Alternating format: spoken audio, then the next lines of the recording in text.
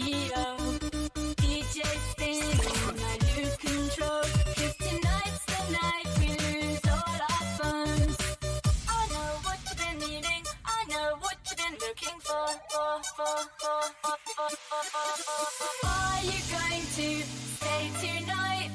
Party till the morning light? Is this where you want to be?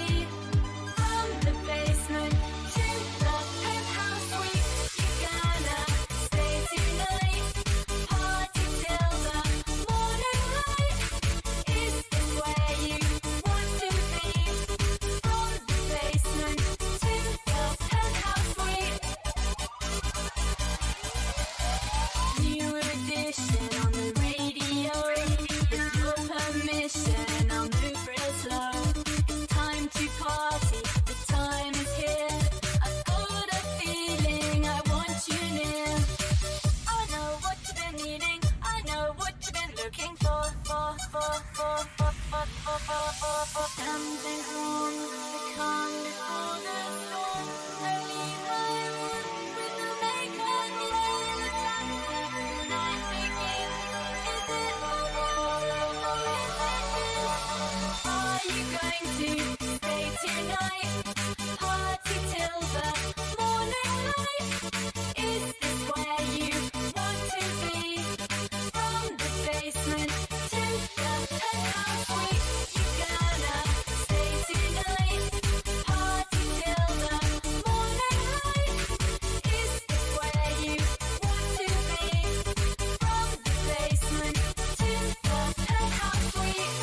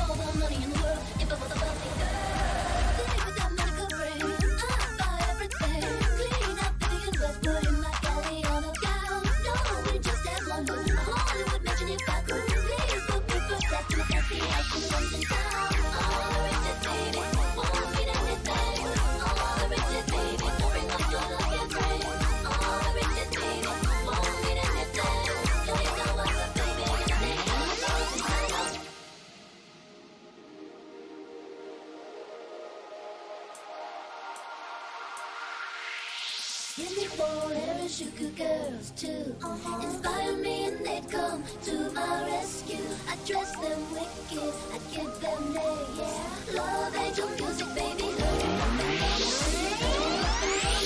Give me four Harajuku girls too. Inspire me and they'd come to my rescue. I dress them wicked, I give them names. Love angel music, baby. Hurry up and come and save me. Give me four Harajuku girls. Inspire me and they come to my rescue. I dress them wicked, I give them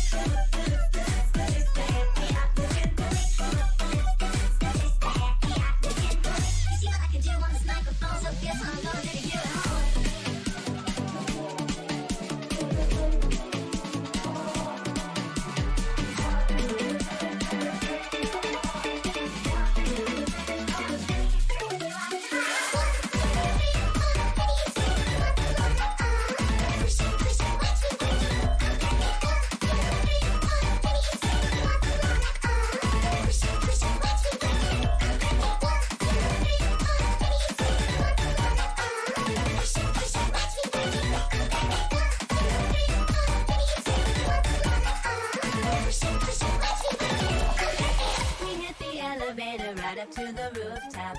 The bass is pumping, make me wanna screw the top off. Yeah, we'll be drinking and nobody's gonna stop us. And we'll be kissing anybody that's around us. I just wanna have fun tonight. Oh, shit. So turn me on all the flashing lights. Let me blow up this house tonight.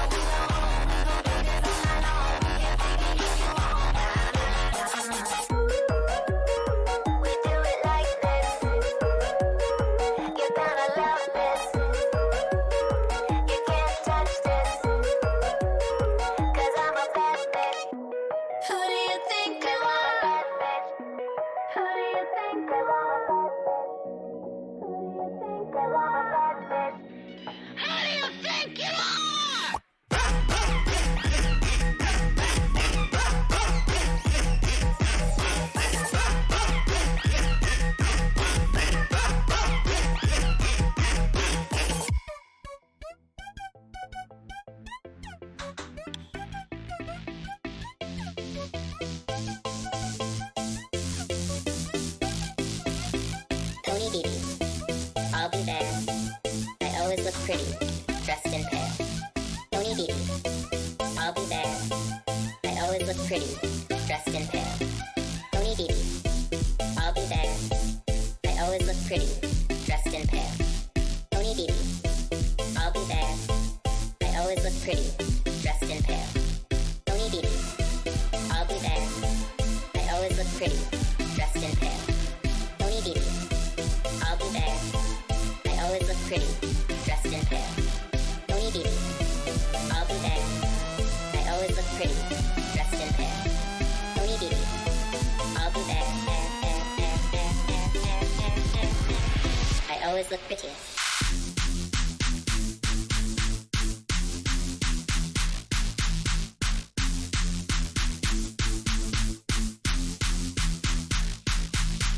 I'll be Zelda, you be Link. I always look pretty, dressed in pink. I'll be Zelda, you be Link. I always look pretty, dressed in pink. I'll be Zelda, you be Link.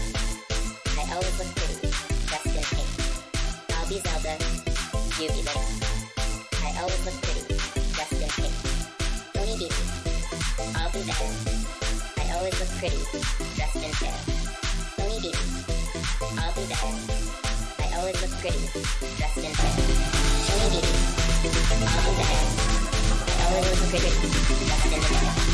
Tony Dee Dee. Hey Chad, I'm here. I'm kind of just letting the song play out. Okay, cool.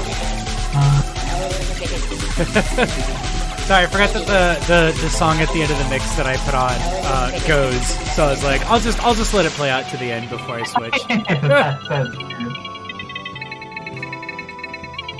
Sounds great to me.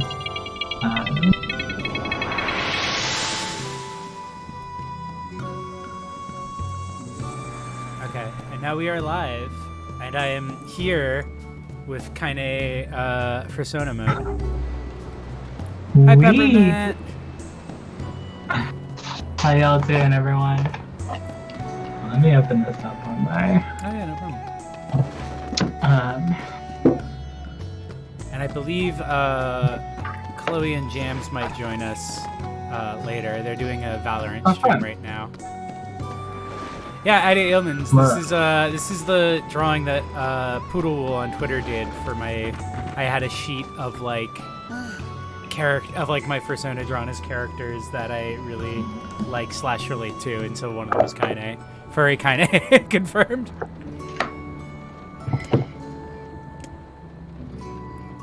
I think that's Kin. That's Kin. Yeah, I was like out ref sheets in Kin sheets. Like that's the new hotness. I don't want to hear what your persona likes to drink. It's always coffee or whiskey. I want to see what your persona cosplays as on Halloween. That's like such a meta level of like character relatability. I love it.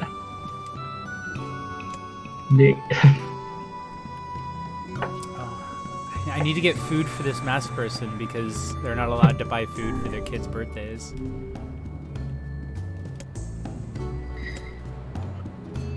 Oh yeah, I forgot it. They just say 10 round striped food objects.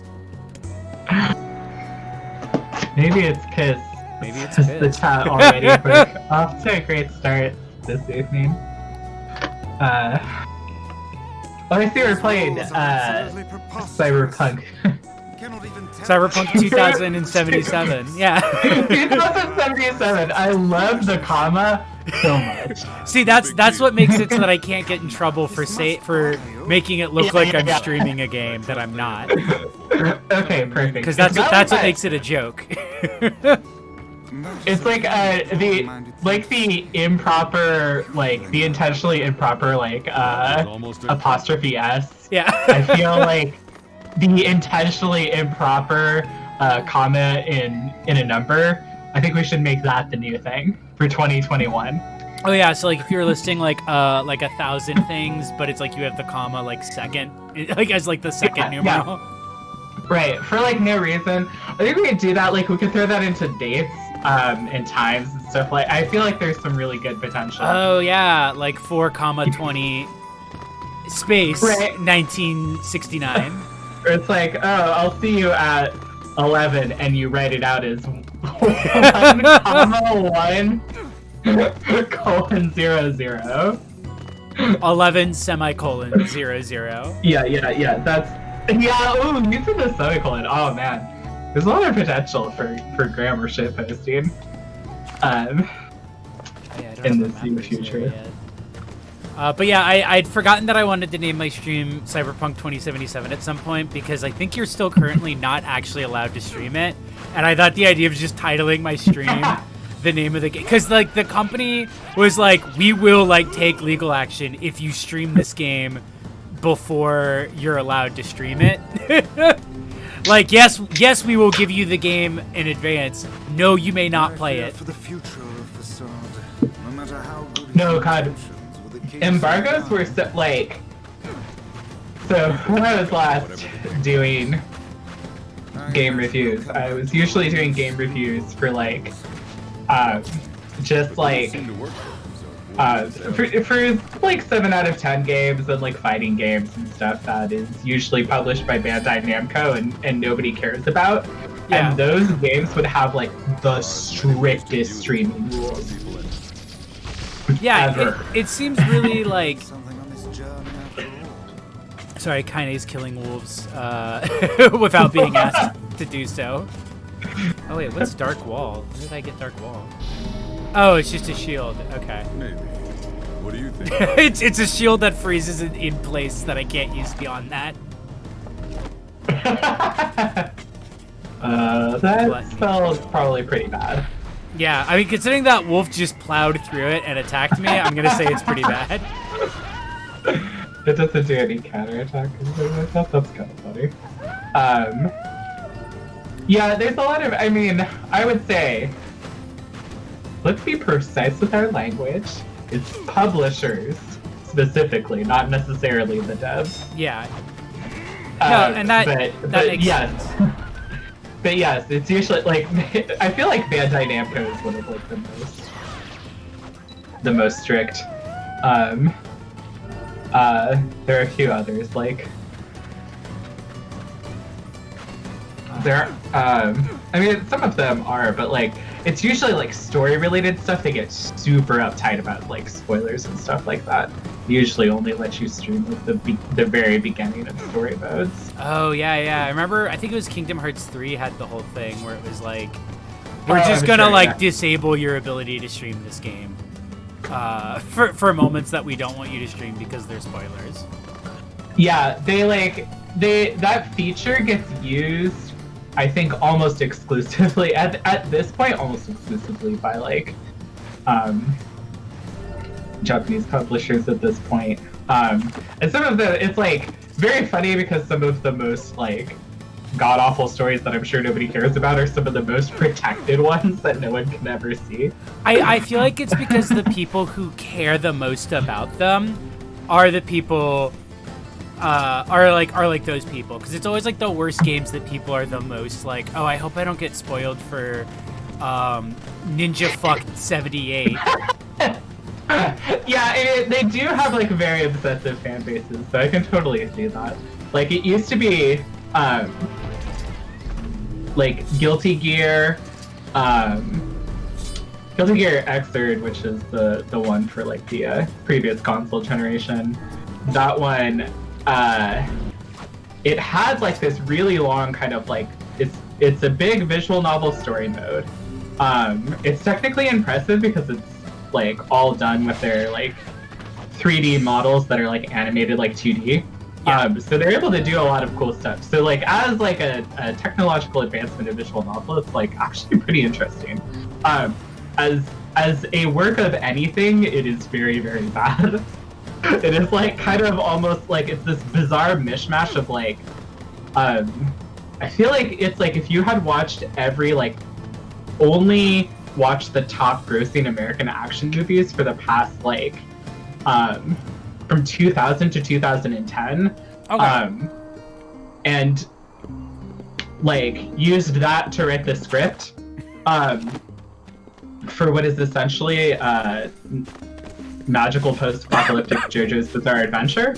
It's like that is really liking these comments about Ninja Fuck. Yeah, there's a new Ninja Fuck. I was gonna put out to it for it. It's funny because it's like, I think on the last stream we were talking about.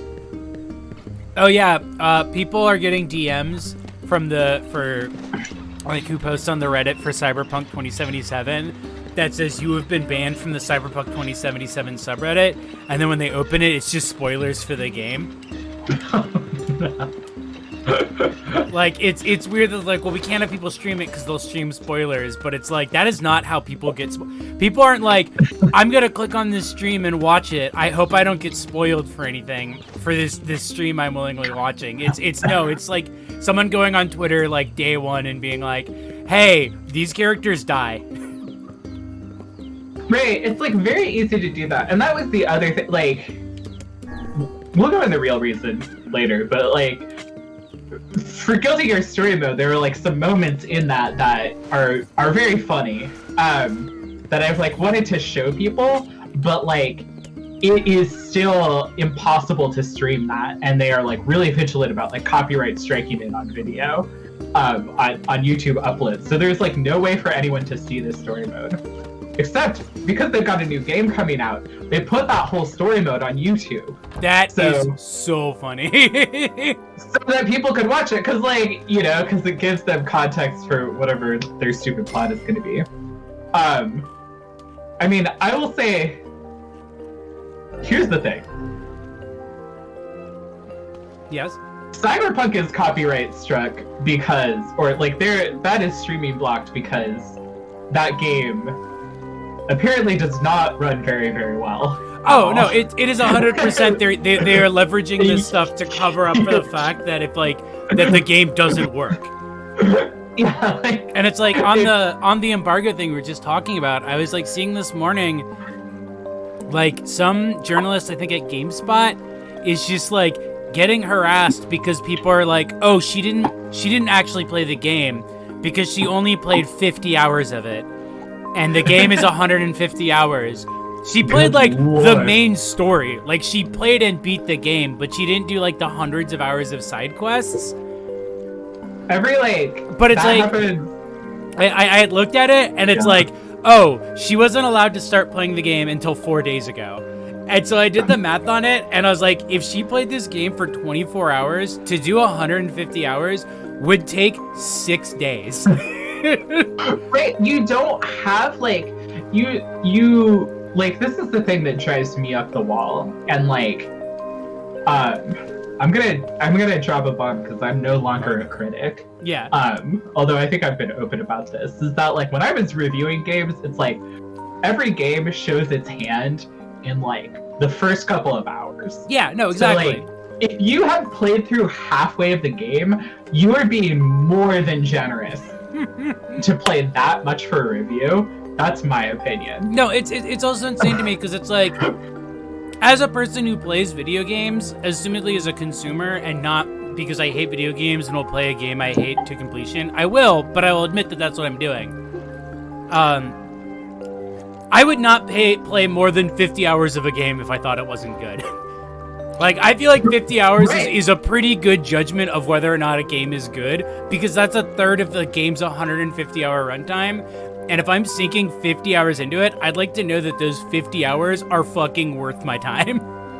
Right, and the thing is that gamers both get like insane about spoilers and don't want any spoilers, and they don't want a review that has any spoilers in it, but they still want you to have played through the entire story, so that presumably, I guess, you can, like, I don't know, tell them if the story is bad, or like, if it's bad, it's gonna be bad in the first couple of hours. Yeah. Or like, maybe they want you to like hint at the fact that there's a twist, but don't hit too much because that might give it away. It's just like, there's this tightrope line to cross that is actually impossible.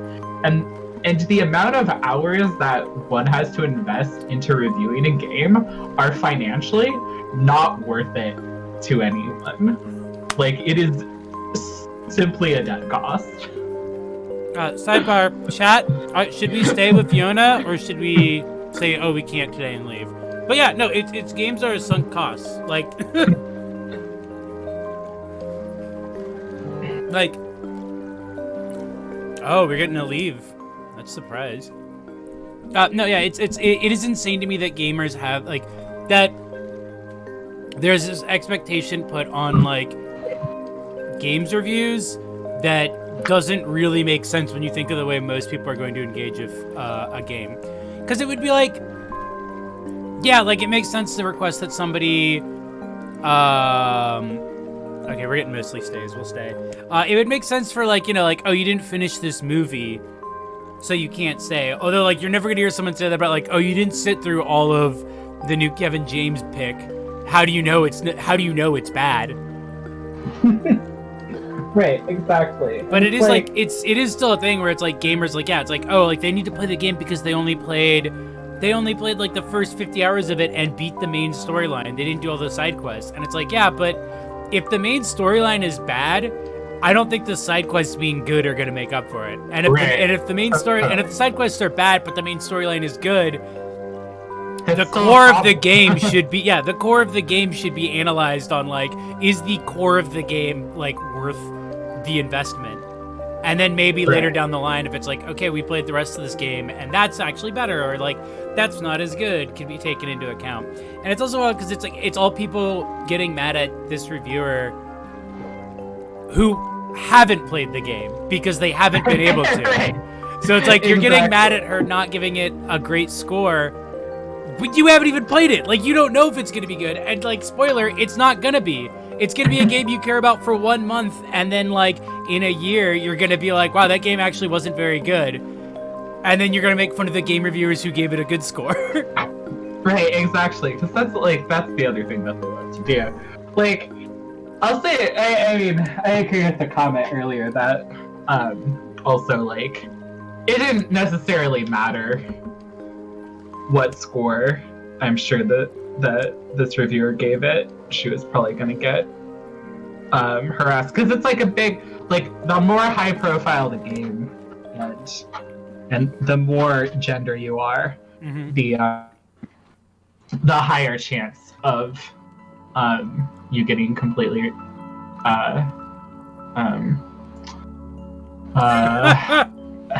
bodied. Baru Is that being the right like, word? Baru saying in the chat, gamers will harass the review of someone who played it for 50 hours and then post their 5-star Steam review after 3 hours playtime. And like, I'm not even like a games journalist defender. It's just a thing where it's like, as long as this is the standard that you are holding games reviews to, whatever your problems of games review aren't going away. And also, you're getting mad at the wrong person, because you should be getting mad at the publisher for giving someone, like, somebody 4 days to play literally over a full works week worth of work to play this game, to give it a somewhat fair review, so that you can then say, well, it wasn't fair enough because they didn't break the laws of time. Yeah, exactly. It's like what are you supposed to do in that circumstance? Ooh, I wonder who this boy that we're seeing in our dream is. Wow. Wait, is this?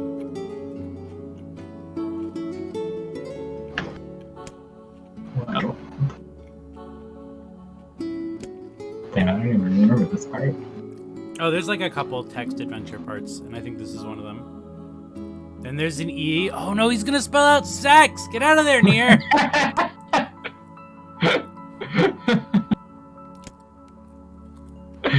Damn. Oh, sealed verse. Okay. Ow. That's really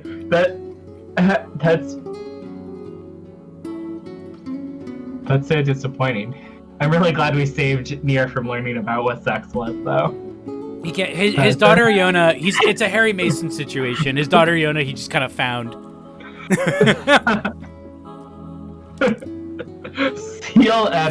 Sealed verse is. I'm now imagining like Nier getting on Grindr and like it's his profile picture and it's just him and it says seeking sealed verse, but he spells it wrong, like without the E, and he's just getting all these messages from he's like, who are all these bondage weirdos?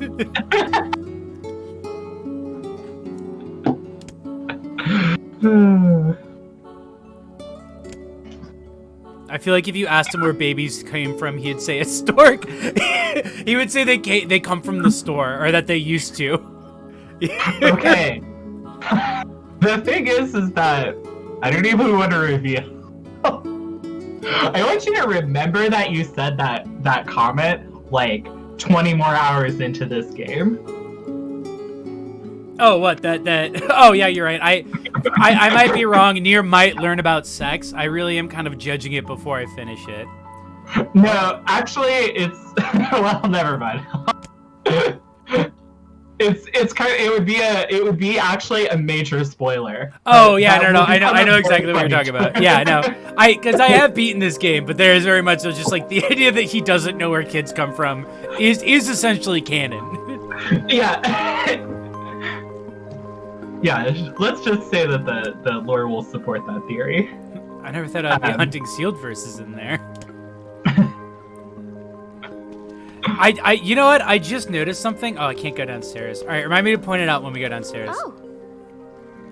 Morning, Dad. Hey. What's wrong? You look all tired. Those weird black circles under your eyes. You mean bags? You mean eye bags?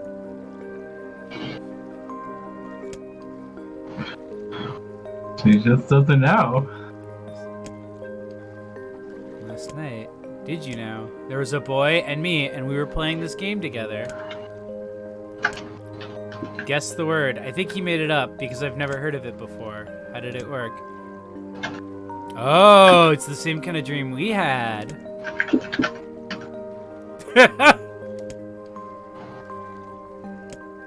Oh, shit. Peppermint, babies are imported. That's what NAFTA is about.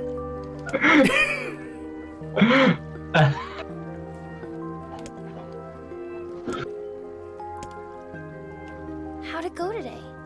Oh yeah, she wants me to get that beef and wheat.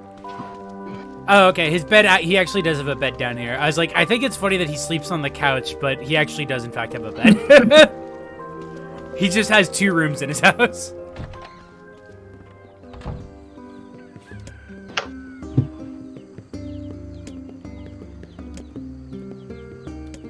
Alright, let's go see Pablo. Well, let's see if there's any other missions in town. Whoop. I'm liking these quotes. Nier thinking? Now that's scary. Yeah, I'd be more worried if Nier started thinking than if he started fucking. Although, I think mainly he just cares about sealed verse. That's all he thinks about. It's just day in, day night. Sealed verse this, sealed verse that. I need more mouse tails. Oh wait, yeah. That guy needs a bunch of shit. Oh yeah, the airy and this. Okay, cool. Do I have the stuff to plant wheat? Because if I can just plant some wheat, that might be useful.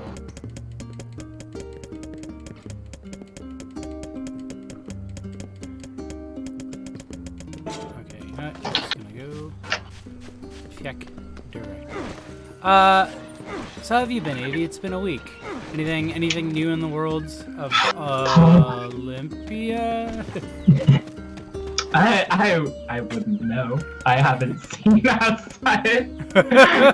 And, oh my god, like I used to, when all spring and summer, I rode on my bike every day, which I really love. There's like this really nice bike trail that's like basically right behind. Yeah, he did just kind of like hold his hand up and a bunch of water came. Oh yeah, no, it's actually a lesser explored power that Nier has in this game. Is he could just produce water from his hands. It's not really that useful, so it doesn't come up very often. Yeah, because it's not like he can blast it. Like it doesn't have any force. It just kind of like drops out of his hands. So he's just kind of like he'll show it off if someone asks, but like it's really only useful for watering plants. Yeah, or getting like, something kind of wet. Yeah, he's really good at getting something kind of wet. But that doesn't come in handy as much as you think. The only part of his body that gets Nier is a This is so disgusting. I hate this actually. But yeah, when I was during the summer, I biked around all the time, and it was really, really nice. It made me feel so happy. It was great to go outside all the time. Now that it is winter, the sun sets at 3:30 and rises it at 9:28, and it's really cold. So I haven't been going outside nearly as much, which is like making me. What was that? You know that thing where it's like, I really hate the bad screen. Can't wait to go home and look at the good screen. Oh yeah. And that is now the same screen, to me. So that's kind of how. Yeah, no, I guess that's just true for most work from home stuff. Is unless your job gives you a computer, the good screen and the bad screen are just the same screen. They're the same screen. You know, everybody talks about the breaking down of the like work home life balance now with work from home. Nobody talks about the breakdown of the good bad screen balance. They don't at all. I need to start playing things on my TV, which is like, I have to if I turn 180 degrees, the good screen is there, but at least I can't see it in my vision. So I need to start played more of the big screen. Well, what I have That's is gonna be my solution to the good bad screen dichotomy. Mine is that I have a dual screen, so I play video games on the right-hand screen, and I watch movies on the left-hand screen. Unless it's a movie I think will be good, and then I watch it on the right-hand screen.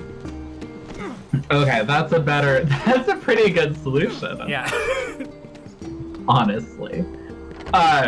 So, like, for example, I had to watch Donnie Darko for the new Film Critters, so I was playing Hollow Knight on the right screen and watching Donnie Darko on the left screen.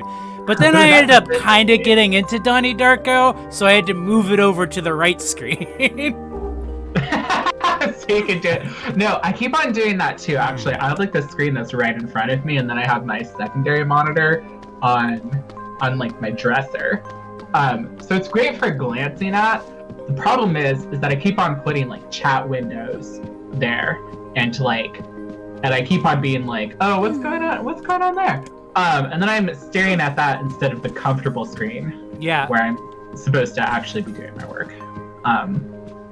I also made one of them is like the smaller screen, so it's like that takes up more of my focus. Because when I look at the big screen, I'm kind of intimidated by the size of it. That's an interesting. Chat's on the left, but that way it's like glance at the chat. But I'm focused on the game. But you're focused on the game. That's what you want. Also, Brew, yes, we should watch S. Darko for the Film Critters throws it back entirely so we can also talk about it. It sounds like you have two bad screens.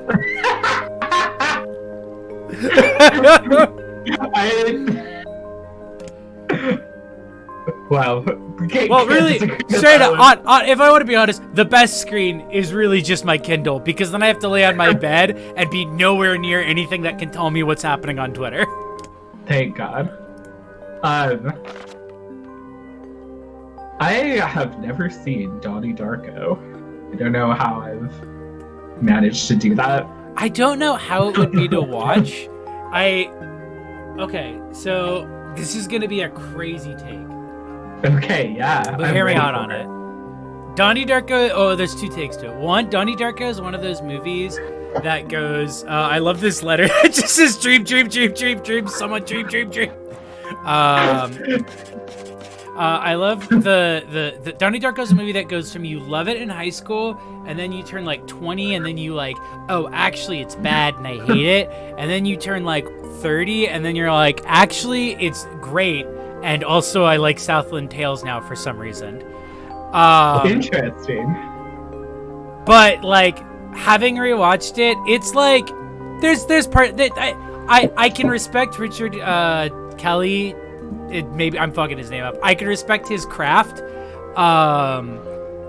It is extremely a teen movie, but I kind of like appreciates its chutzpah to just feel like a movie made by a teenager, but a very talented teenager. Anyway, Donnie Darko is Laura Palmer for boys. That's my hot take. Wow, damn, I really like that one though. Because it's literally the whole premise of the film. Is just like, the world would be better if I died because a plane engine fell on me. And the fate of the entire world conspires to drop a plane engine on him and kill him. That sounds great. I mean, well, maybe not great, but I feel like I'm at an age where I can kind of like appreciate, the nostalgia of a certain area because I'm so far removed from it. Yeah. That even stuff that I didn't watch at the time, I'm kind of like curious about. It's especially fascinating because it's like it came out like a month after 9/11, and that's how it ended up becoming a cult hit, was because it bombed, because it's a really depressing film, like thematically wise. But it's like kind of perfectly captures that like it is nowhere near as good. This is me not putting it on the same level, but it captures that same thing that's at the heart of like Greg Araki's Teenage Apocalypse trilogy, which is just like the teen feeling of like something is wrong, the world is going to end, everything sucks, and like I'm fucked. Yeah, that was really how things felt that way in the 2000s. I feel like even before 9/11. 9/11 just kind of like, I think. I feel like it like accelerated it, because I feel Right. like there was this sense of like, are we in the end of history? No, history is still continuing, but what does that mean? And then 9/11 happened, and it's like, here's history, baby. Right. Yeah, exactly. Speaking of, I played Quantum Break recently, like I beat it. Very, very funny to me. It's the same game from the Control people. Very funny to me that 9/11 is in that is canon in that universe, and that it is also canon that like 2 separate characters tried to stop it. Oh my god.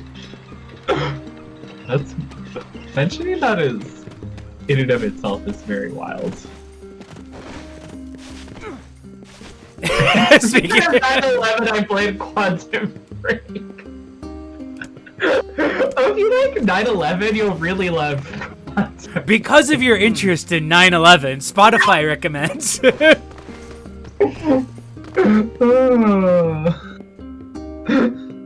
The disintegration tapes. Little music joke for those in the chat.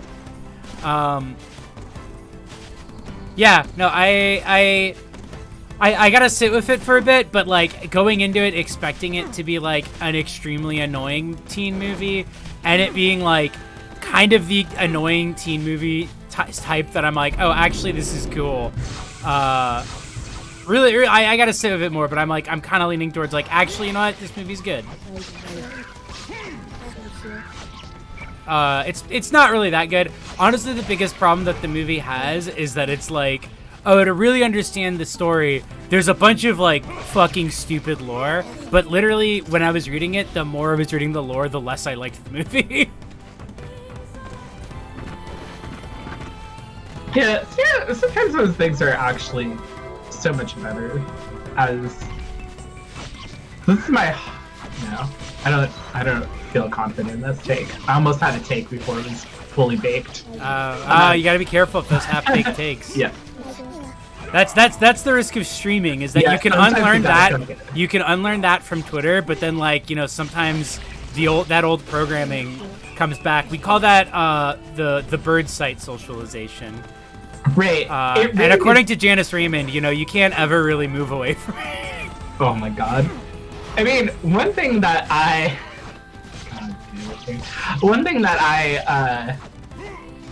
have found about Twitter, here's my hot take about hot takes on Twitter. Yeah. Is that Twitter often has you like, or at least me, I will like write something and then spend a while like drafting it. I don't like, Okay. in that time, I don't rethink whether tweeting it at all would be a good idea. I am just like, here's the way that I'm gonna say this thing. So I feel like the bird site is actually very good at getting you to commit to a really bad take. And like, you might spend a lot of time working on the phrasing, but not on like actually reassessing yourself. Yeah, no, that makes sense. It's the well-worn grove of walking back and forth in a cell. Right, exactly. Napoleon Dynamite is a pretty good teen movie. I have not seen that probably since I was a teen, so I guess I'm due for a rewatch. Yeah, me too. Being 30 just means it means instead of watching new movies, you just go back and watch all the movies you watched when you were like 18 and are like, oh, I wonder if that holds up, and almost none of them do. I know, I'm doing that with Bye, all Romeo. of this. Bye, Romeo. Sorry, the dog ran into my room. Oh, I hear the little. Oh my god, this stud lock animation you were just caught in was wild. Ah! Yeah, I never watched Garden State either. There are like a bunch of things like this that I remember people talking about when I was in high school and college. Baru, by the way, totally correct. Donnie Darko is closeted camp. That's kind of the same vibe I was getting watching it. It gave me like that same energy of like Fight Club, where it's like I'm also revisiting this, and I'm like, okay, actually though, this is good, but like not in the way that like it's culturally understood as good.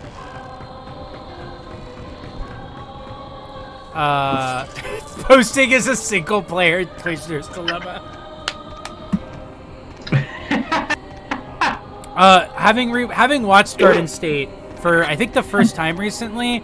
Oh god, that movie fucking sucks. Like that movie is that movie is worse than I could have thought it would have been.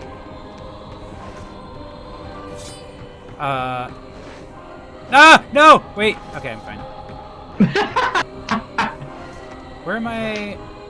Fuck, I just realized I'm not sure where I'm going. I have a letter to deliver.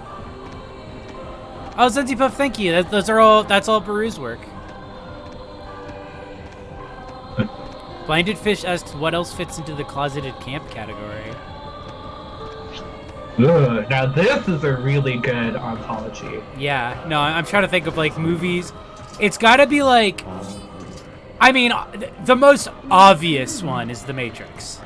Like that's like that is the obvious choice of like closeted camp ontology. Where's that guy's thing? But beyond that, I'm trying to think. I feel like there's like I'm trying to think of like what are movies that are like specifically kind of popular with like trans and queer people like now in the like I loved this as a teen and then I had a period where I hated it, but now I love it again because it's actually good and gay. It is not Shrek. Zenzipa.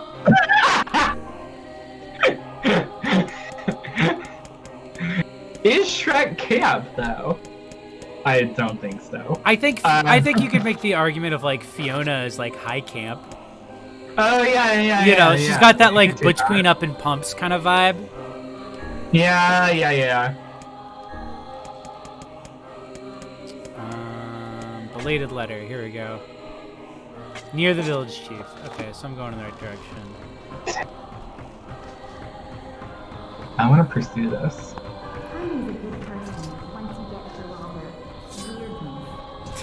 Me shouting this from inside my house. Kaine's a good person.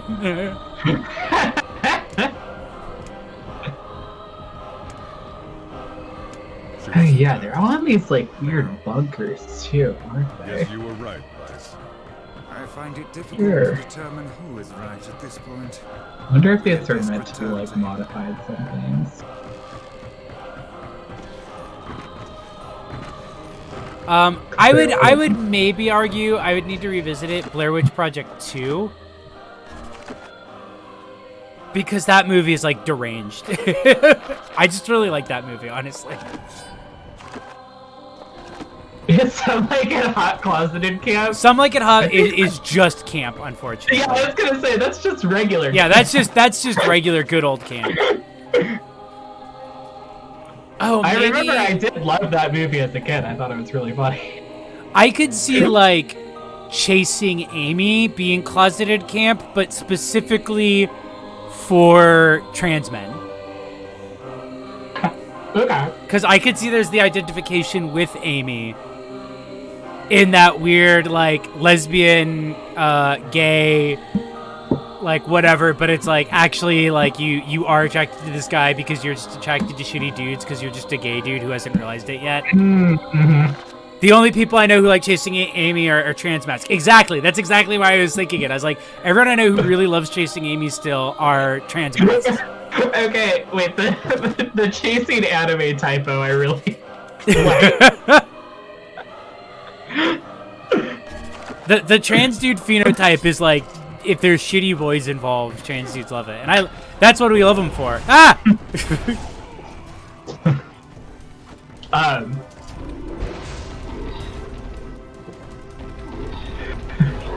Yeah, no, I feel like actually, yeah, that is a real consistent mood.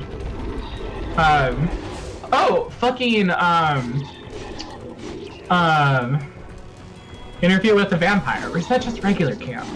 I want to say that that's regular camp. I feel like closeted camp has to be like it's definitely from the right era, but I feel like it has to be something that doesn't like have necessarily the same clear appeal that like a gay boomer dad. Mm-hmm. Like it can't be too John Waters of like an aesthetic. Yeah. Yeah, it is just very textual in Interview with the Vampire. I think it's because it's vampires. It makes me.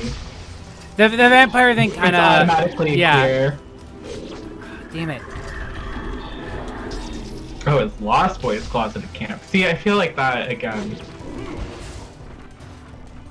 I feel like Closet Camp, it specifically can't be already kind of part of the gay canon. Like, I feel like that's kind of like what really defines it, is that it's not part of the gay canon. And actually even specifically is like maybe a part of straight canon. Right. 300, duh. 300 is 100% Closeted Camp. Yeah, no. I think you're right. I think this is what we're missing is our full definition, right? Like it has to have been embraced by mainstream straight culture and then like reassessed years later. Like the movie oh my god, I can't believe I forgot this one. Fucking, I hate this movie, but it absolutely qualifies. Synecdoche, New York. The movie where Philip Seymour Hoffman literally has a scene where he like talks about wanting to be a woman, and then like is like turned into and then plays like a female janitor character within his own life story. Whoa! Like that's like Closeted Camp, but that's like deep self-hating Closeted Camp. Mm-hmm.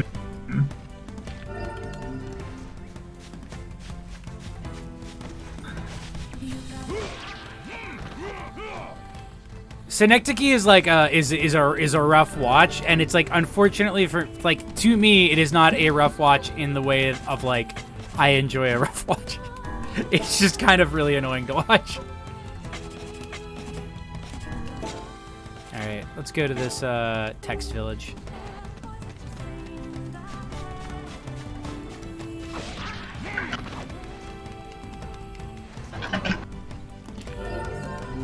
Man, now I'm just like thinking like what is the Closeted Camp? This is gonna become like another one of the letterbox like things I do. I need to actually make a proper letterbox list of cringe horror. Oh my god, being John Malkovich. Yes. Yes, no, being John Malkovich is absolutely. Yeah.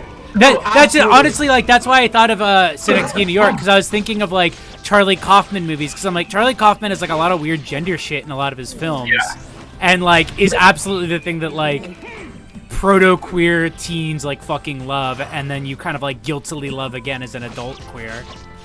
Right, because there's like a there's forced masking in that movie, and like that. Oh, the entire obsession with like taking somebody else's identity.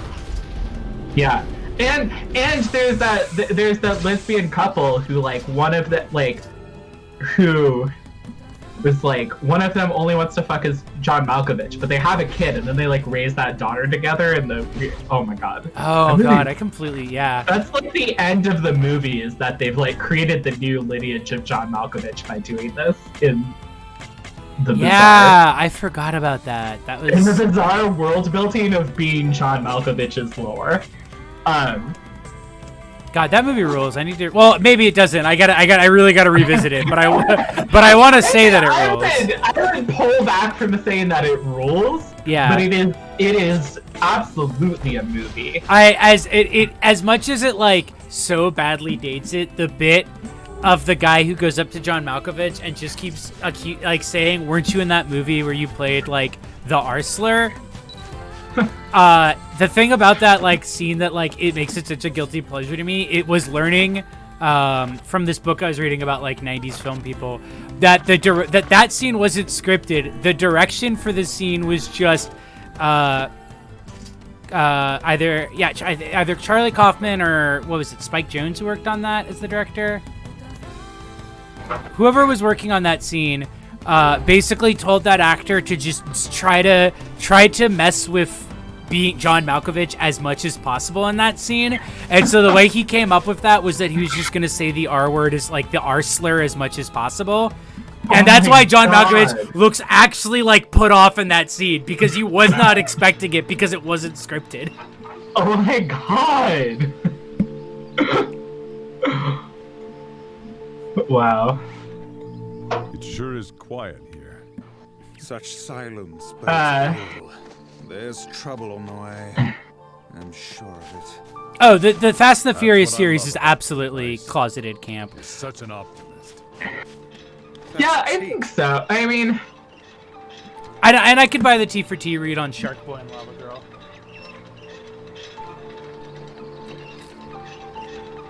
yeah, I feel like Lord of the Rings, like, I'm kind of with Baru here because I'm like, I feel like there is a difference between closeted camp and like,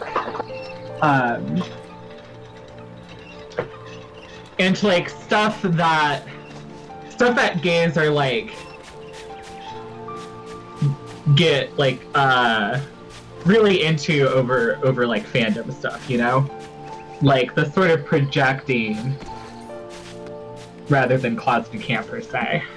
I feel like one of feel the things that like really essentializes closeted core or closeted camp is there has to be a kind of core of either self-loathing and or Yeah. overwhelming sense that something is going wrong. Yeah, it has to be like, I feel like anxiety and dissociation need to be parts of those movies. And I would even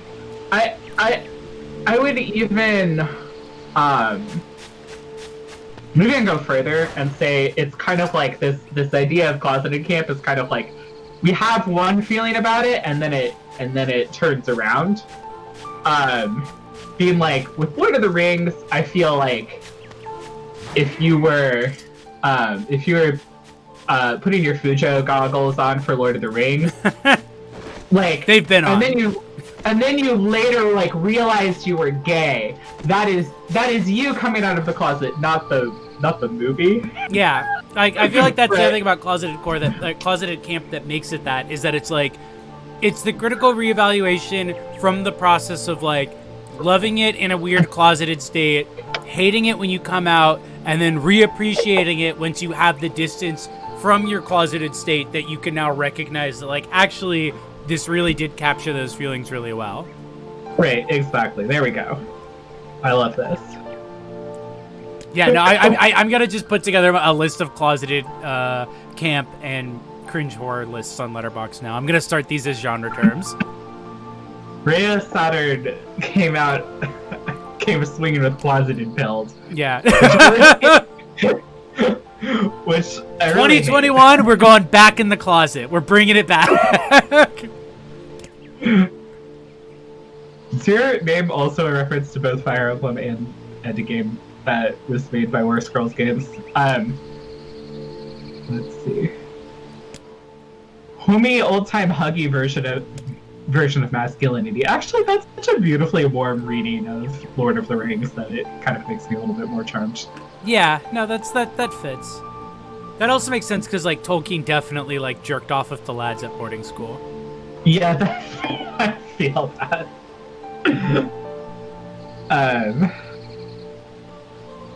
We're getting good reading material. Wait. Oh my God, here we go. Hey, chat. Remember earlier we were talking, or in one of the other streams, we were talking about yeah, that's right. how this game goes through different genres. Anyway, welcome to the visual text adventure novel part of the game. Oh, thank you, No Country for Old Twinks. It is not quizzical. Yeah, it's not even. It literally just becomes a text adventure in a bit here. And it even has like recursive. I believe there's like a recursive loop you can get stuck in. Yeah, no, I think I did well. the first time I played it. Who are you? I'm Yoko Taro. Oh yeah, that's right. And this is how it starts too. Yeah. Like the text box like Just takes- gets I really totally big. Forgot. It's Like, because really big. it's because it's like in this village, it's like words are like a contagious thing, and so like the entire system is you slowly also being taken over by it until you just become a text adventure.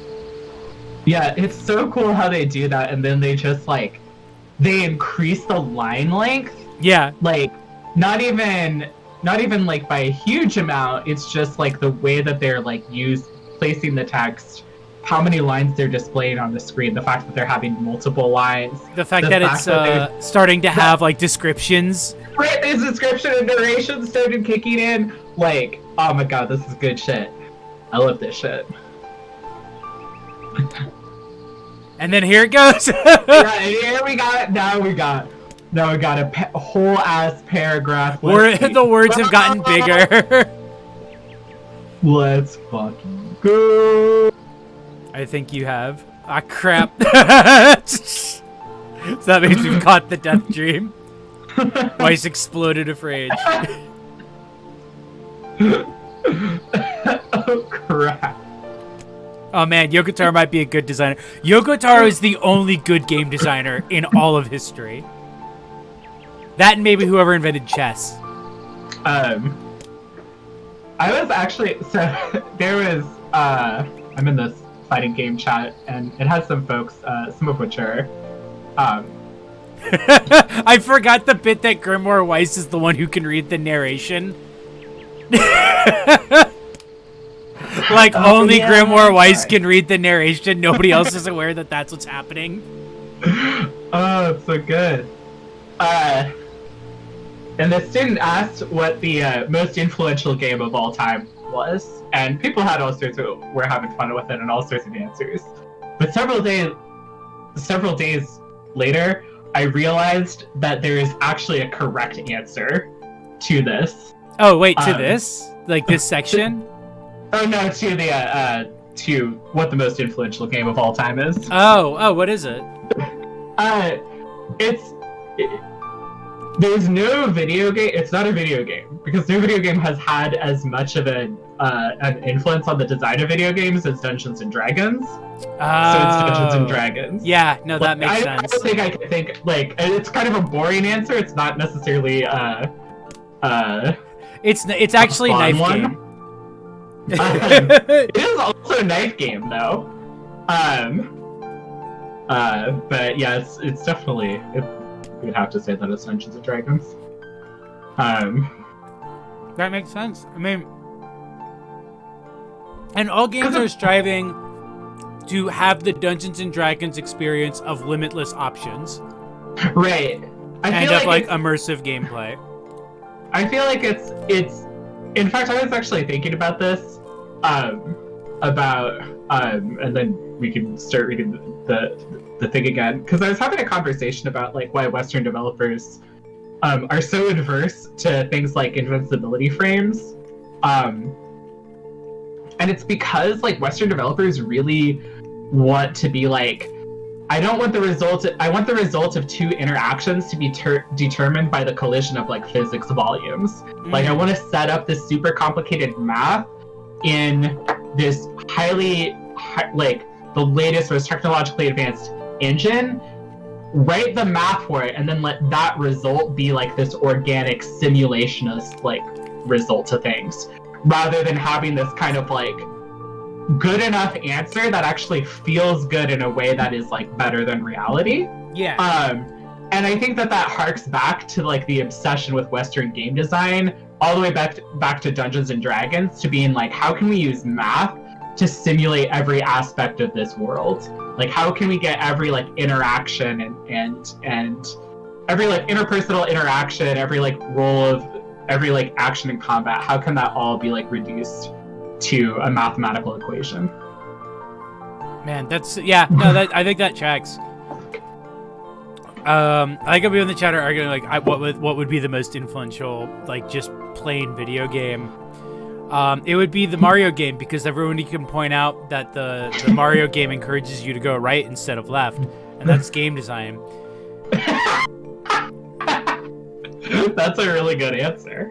I like that I didn't even call it the right game. I just called it the Mario game. Like you fucking know which Mario game. Wait. Continue. No, it is actually very true. Like Gary Guy got like Nier, like the people who made roleplay, it took like decades for people to finally invent good tabletop role-playing games, because Gary Gygax accidentally invented video games, and he just didn't have like For real, because Gary Gygax actually wanted it played way more sports-like, and it was all about like the dungeon crawl, whereas like some of the people who made Dungeons and Dragons with him were a little bit more on the like actual like role-play and narrative side of things. Yeah. Oh yeah, that's why gamers have politics like that, because they always move right. The Overton window of Mario. Yeah. They didn't even let us move left in video games until like the How the can 90s. we push Biden left when Mario can only go right? Yeah.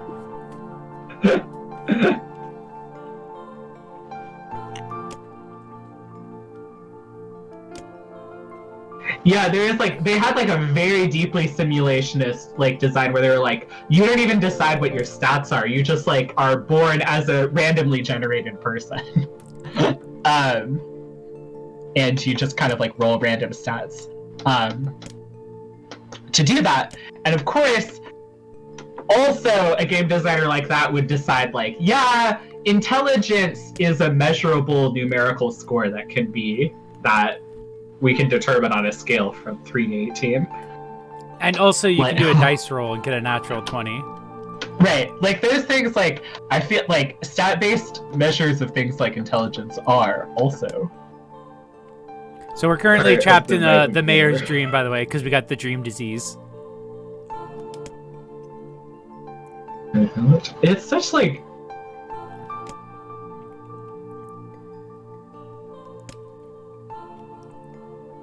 Dream pilled. Yeah, he got dream pilled. you got shut up.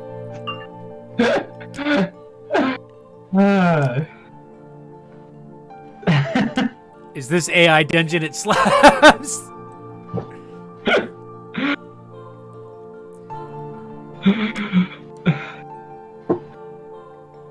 I love when like they start to disagree with the like narrations. Like I didn't nod. Yeah, it's really good. I love them fighting with the narration.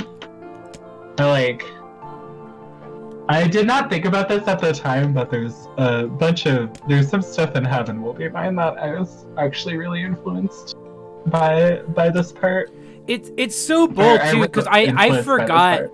I like forgot how early on in the game this is. Like this is like Yeah, me really too. only I a thought this couple of was- hours into this game, and it's just like here's a text adventure. You're just reading at this point. It's really brave of them to do this too, because like I feel like if you put this in front of a playtester, they'd be like, I hate Oh, words so much. Blinded Fish pointed this out. It's also the audio is being like slowly like pulled back as well. Mm.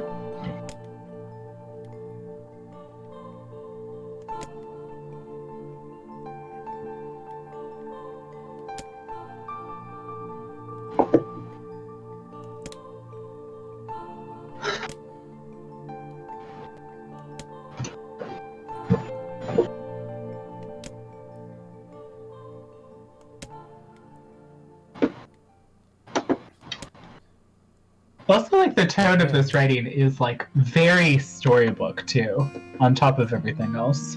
I also love it because it's like it's also kind of a bit of a joke on the idea that like, yeah, there's this like really cool forest of dreams.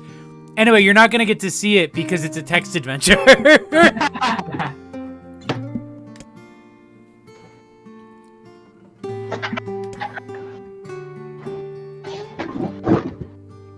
Really saving. The saving of the art budget also cannot be underestimated.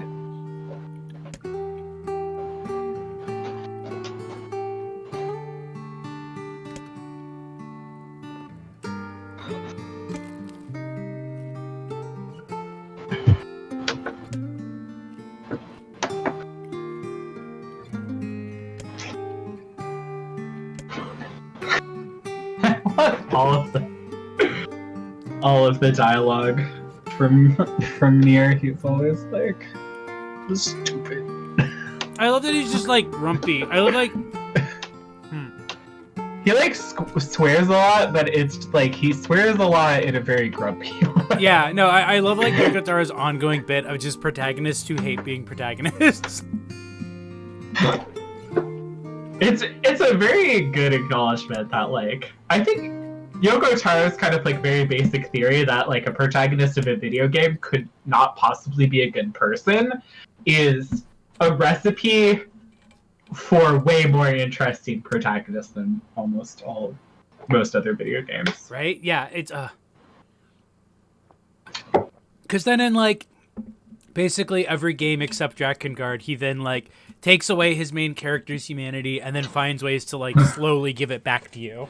Like literally basically be like, you have to beat this game if you want this character to be like a human again. Right, exactly. I'm also liking this whole idea that like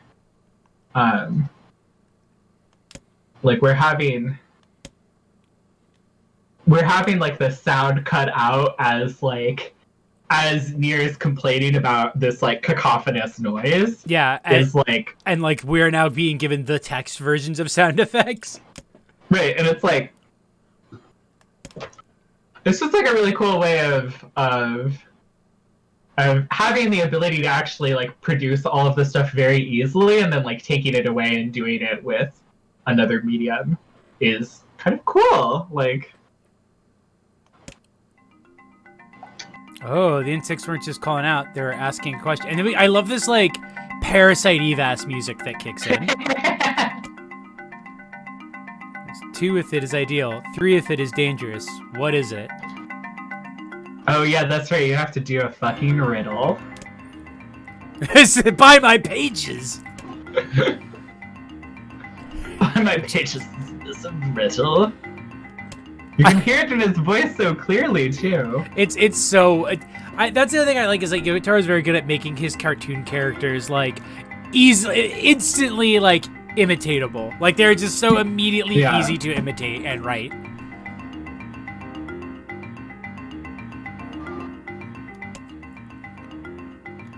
What is it? The answer is a woman. 1 with it suffers. 2 with it is ideal. 3 with it is 3 women is dangerous. Okay, I agree that 3 women is dangerous, but I also think that that's great. Should it be a secret or how the hell should I know? I think it should be secret. Yeah. Polycule discourse up in here. By the way, I saw the most insane thread, or I'm not gonna talk about it. I just saw some wild Polycule comic earlier today.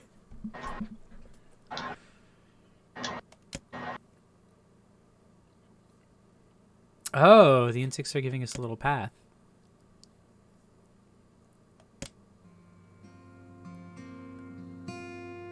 Is this like music that's like unique to this? I think that may be. Yeah, because I don't recognize this from any other parts of the game so far, at least.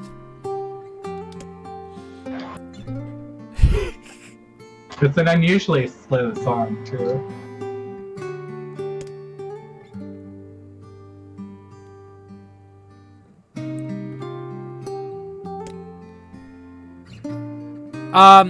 No Coach for All Tweaks. It was a Twitter comic, but the thing that made it wild was not the Twitter comic part of it.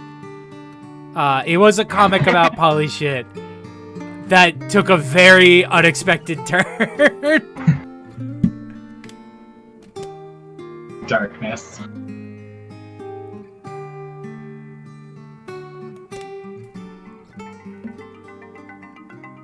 Oh, I enter through the window, but I break no glass. When night falls, I vanish. What am I? A burglar. a woman. It's really easy. It's a woman.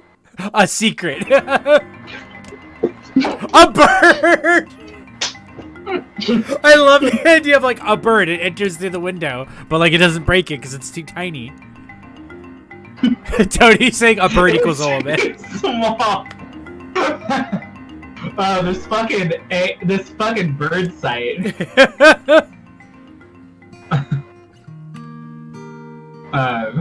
Good lord. I eat hot chip and lie. What am I?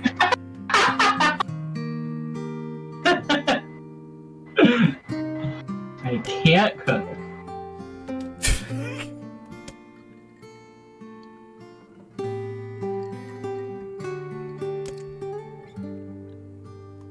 There's a house or something over there. Word.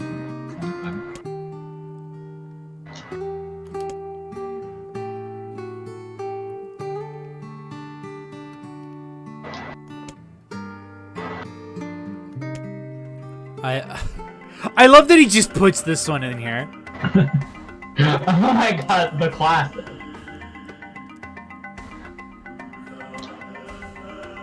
It seems we must answer his riddle. I hate when dudes do this.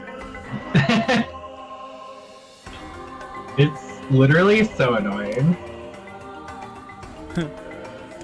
A demon.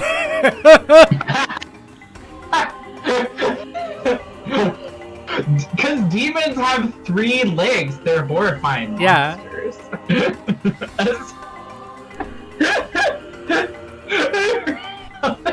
Like a secret has an answer to everything. It's a secret. Guys will ask you a riddle like it's fucking normal. Guys will be like, answer me, my riddle's 3. And then expect you to give them a ride home. They do that though. It's really annoying. So I'm not the mayor, you know. I'm the dream mayor. I'm the bad mayor. I'm the Royam. I am dark mayor. I have become Joker mayor.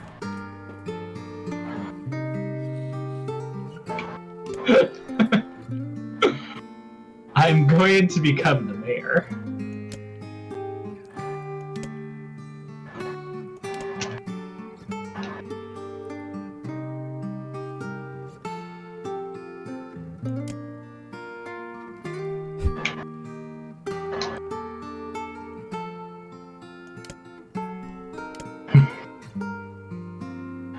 Punished mayor.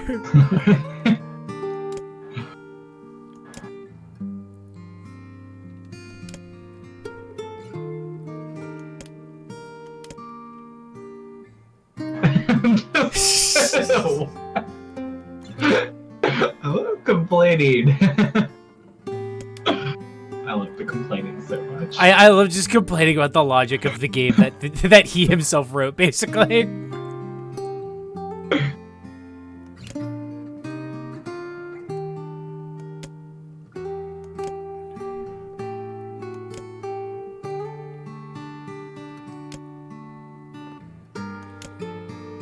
They might have slept for an hour or a year.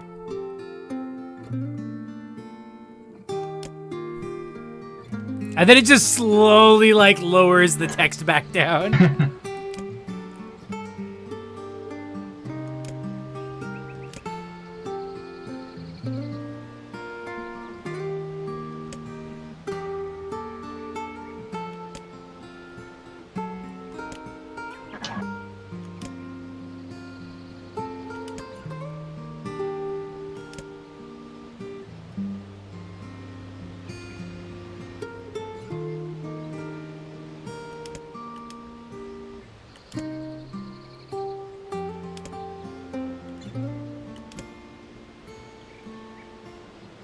Oh, and this is how we get the sealed verse.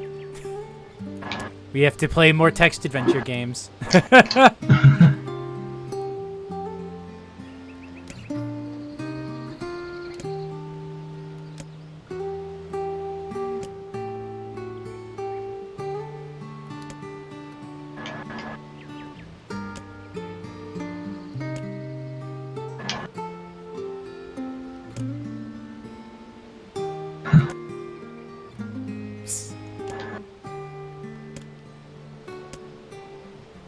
I can finally return to a normal life in a normal text box. Yeah, a normal life, a normal text box of sitting here, and that's it. Oh, hell yeah. I do like. I have learned the ability to kill people with spears. I do like very much how they like have made, because I forgot that this was like one of the villages, partially because there's only one person in the village, a guy sitting on a chair. There is another person. We can go talk to them. Okay, almost everyone else is in the tree, but then I realized like that's how they're getting away with a lot. Yeah. Like, Kaine's village, nobody. There's nobody there except for all of these people who are just who are conveniently inside of houses the whole time. Funny how that is. Do we want to do another death dream? Yeah, let's do another death dream. All right. Oh shit. Kind of thanks. I'd rather hit something in the face and be done with it.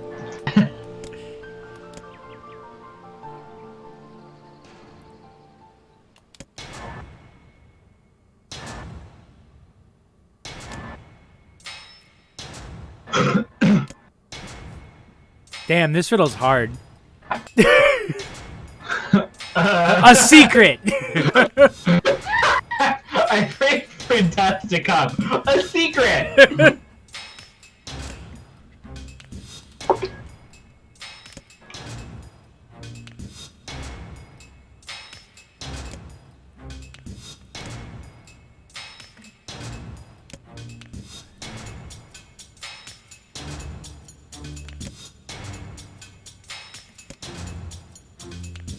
Long have we been searching for you.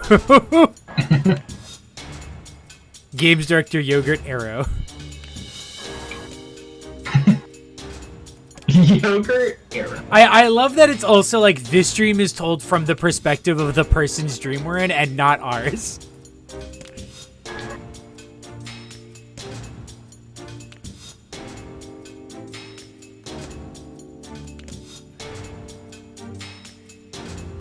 I remember this one. Oh, we've got the little motif going on. Hi, Scott Coffin. We're playing a text adventure for a level of Nier.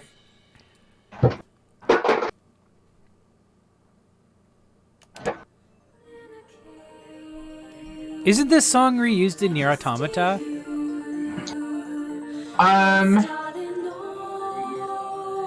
I think that this. I want to say that this is the like the robot village, right? I think this is the factory theme from this game, but actually, maybe you're right. This might be reused in Automata. And it makes sense. The robots probably like are canonically supposed to be living in the same area. I just like am listening to this and I'm like, I distinctly remember hearing this in Automata, but I might be wrong. Oh, here we are. At the end of the corridor. This is the place where I got lost. Yeah, this is the place where you can get stuck. So you have to go. We went north.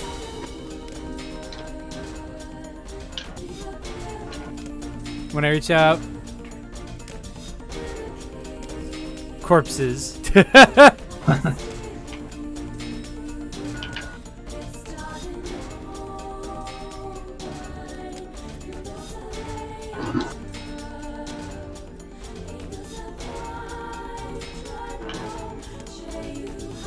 All right. So I'm also going to do the thing of doing a. I'm currently drawing a map on the back of my temporary ID. So let's see here. We went north, so probably east. Yeah, because dim corridor. Squint down. The dim corridors north. Oh my god. South would be going back the way we went. Go north. So let's say keep going north. And at the end of the path. I pray that this is the way out.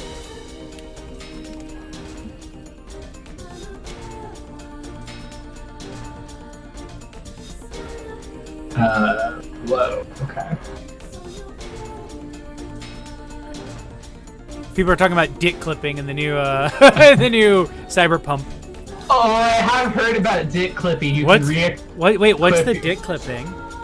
You can re-equip if you. You can re-equip your clothes, and your dick will clip out of your clothing items. That is incredible.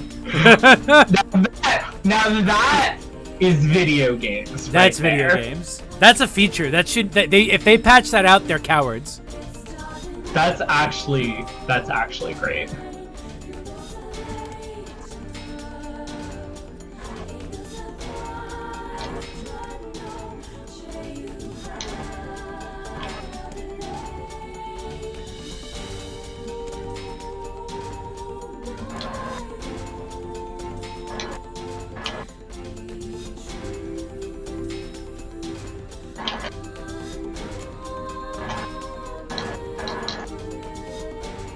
Oh damn.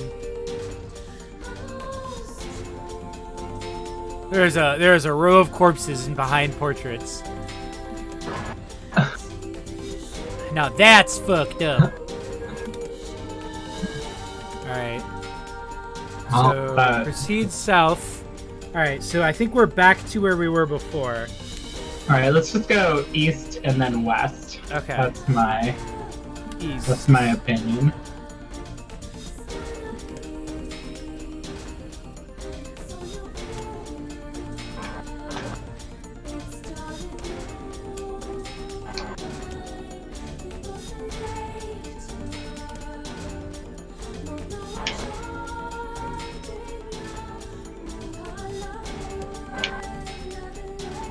Oh, dead corpse. All right, so corpse things feast. are fucked up again. I feel like we actually did get to a place we were supposed to be, though. Yeah.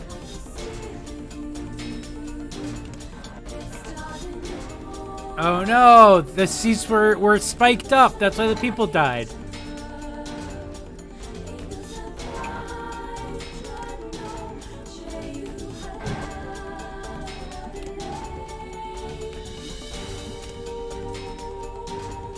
I've had dreams like this, though. I get it. Alright, okay, so west would be going back the way we came, right? Oh, but there's a new... Yeah, let's go north. So then. north, I think, is where we want to go. Right, because that's at least getting us somewhere else. Because we went east, right? Not west? Yeah. Okay. Yeah, I think so. This will help we make it to the front door. Oh yeah, there it is. Front door right there. Yeah, we did it. Whoa. Yeah, I guess it literally was just diagramming it out made that easier. Because then you could see when the game was trying to trick you into going back. Right, it was trying to trick you to going back, and then there were like all of those like really long, like fucked up rooms that you would have gotten distracted by. Right. It's funny how it's kind of like using a long passage of text to just confuse you and make you forget where you're supposed to go next. Wow, Weiss, real gender normative of you.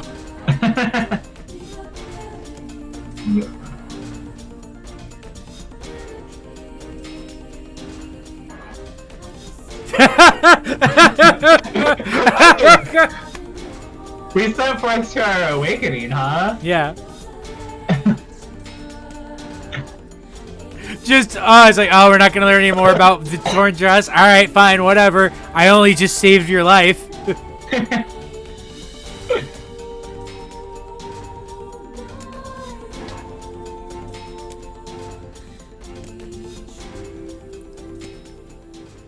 there they are. They're no longer in a shroud. Hopefully they'll be in a labyrinth. Are you gonna give me anything? Nope, just... it's good to be awake. Now I can go back to my busy day of standing in front of my house and staring out at nothing. Okay, so I think when we come back here later and we, like, fight an enemy, I'm pretty sure is gonna be later in the game. Oh, we got another victim. Name choice really paying off, huh? It really is. Yeah, it's working great in the visual novel segment for sure. or I should say text adventure, because it's not open.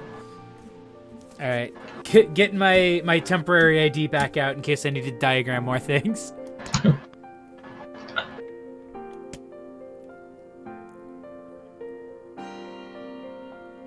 Love old games where NPCs' lives entirely consist of standing in 1 to 2 places. They hadn't invented like walk cycles. Remember when that was like a huge deal in Oblivion? Was that they would walk around town? And like that was like amazing. Like the idea of that being in a game was incredible. Yeah, people just like moved. It was like a real People town. have their own daily routines, just like in real life. This guy will walk down the alley, stop, and then he'll turn around and walk back across the alley. Incredible technology. Oh, I think this is the Drakengard ending dream. Oh wow.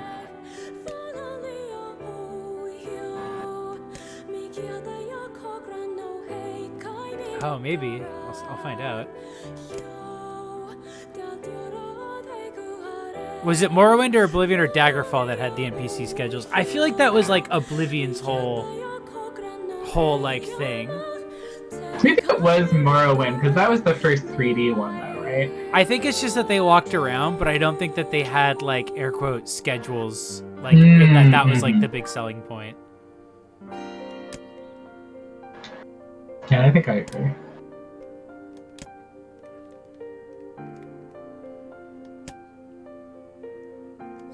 Oh no, not the City of Art.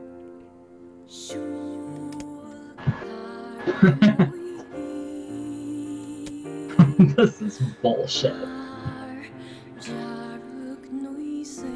Oh yeah, that was it. They would argue like the claims the infamous Bethesda claiming things that they would never in a million fucking years deliver on, of claiming that in Oblivion the NPCs would have like needs that had to be met and that's what would motivate their like paths and like whatnot. Tony just activated by the word bear being on screen.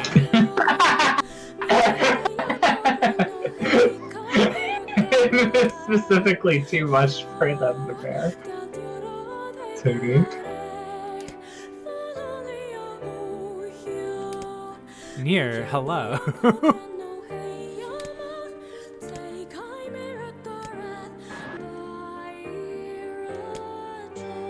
Oh, we're getting some water.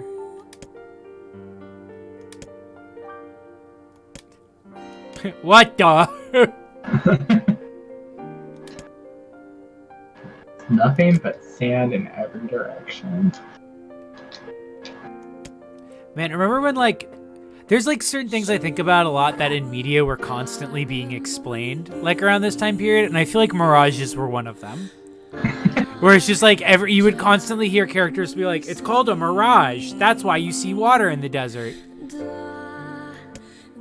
I feel like mirages are a thing like quicksand, where we got like exposed to them so constantly in cartoons for children that we forgot like what they really were in real life. Yeah, no, that's definitely true. I mean, the closest to like a real mirage in like cartoons is the thing where it's like it reflects it so that it's like closer or higher up than it actually is. Because I know that that's like what explains some like UFO spottings, is that it's like things that are basically like reflecting off of like air vapor in the distance to make it look like something up in the sky, but it's actually just like the edge of a building, but because it's just the edge that's reflected, it looks like something up in the sky. Oh dang, I did not know that. It's actually pretty cool. So it was something like that. I remember reading about it because like one of the more common ones that they used as an example is like boats that appear to be above the horizon. Oh, yeah. Interesting.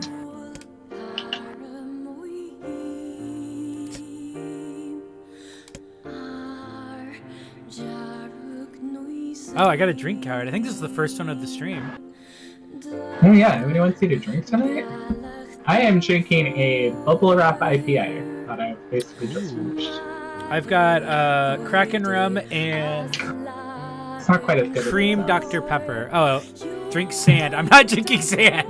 drink sand. Just took another sip. Mirage, more like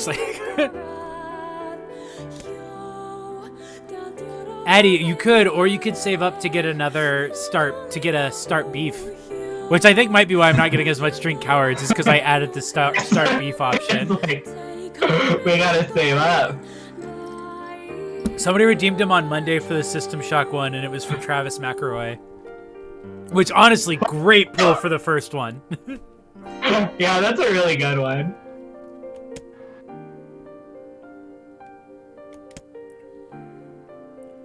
Oh, Possum, thank you for drinking along with us.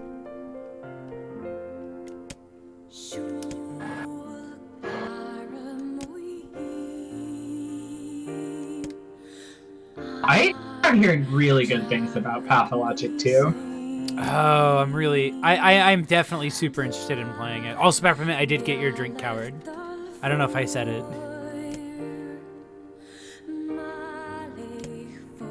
Harney B, staying hydrated. Good, good.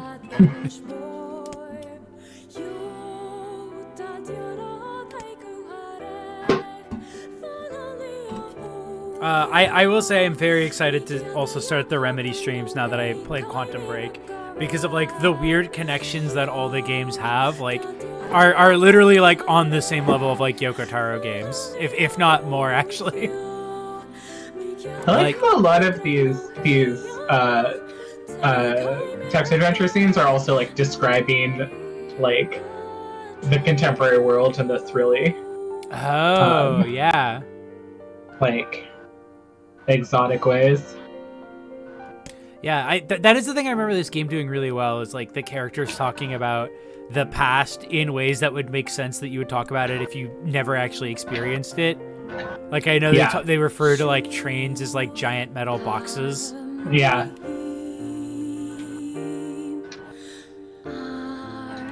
I still think about how they almost didn't add the McElroys to Trolls 2 because Travis showed up 40 minutes late in a dirty t-shirt with a swear on it. Shelbertson's I Can One-Up You.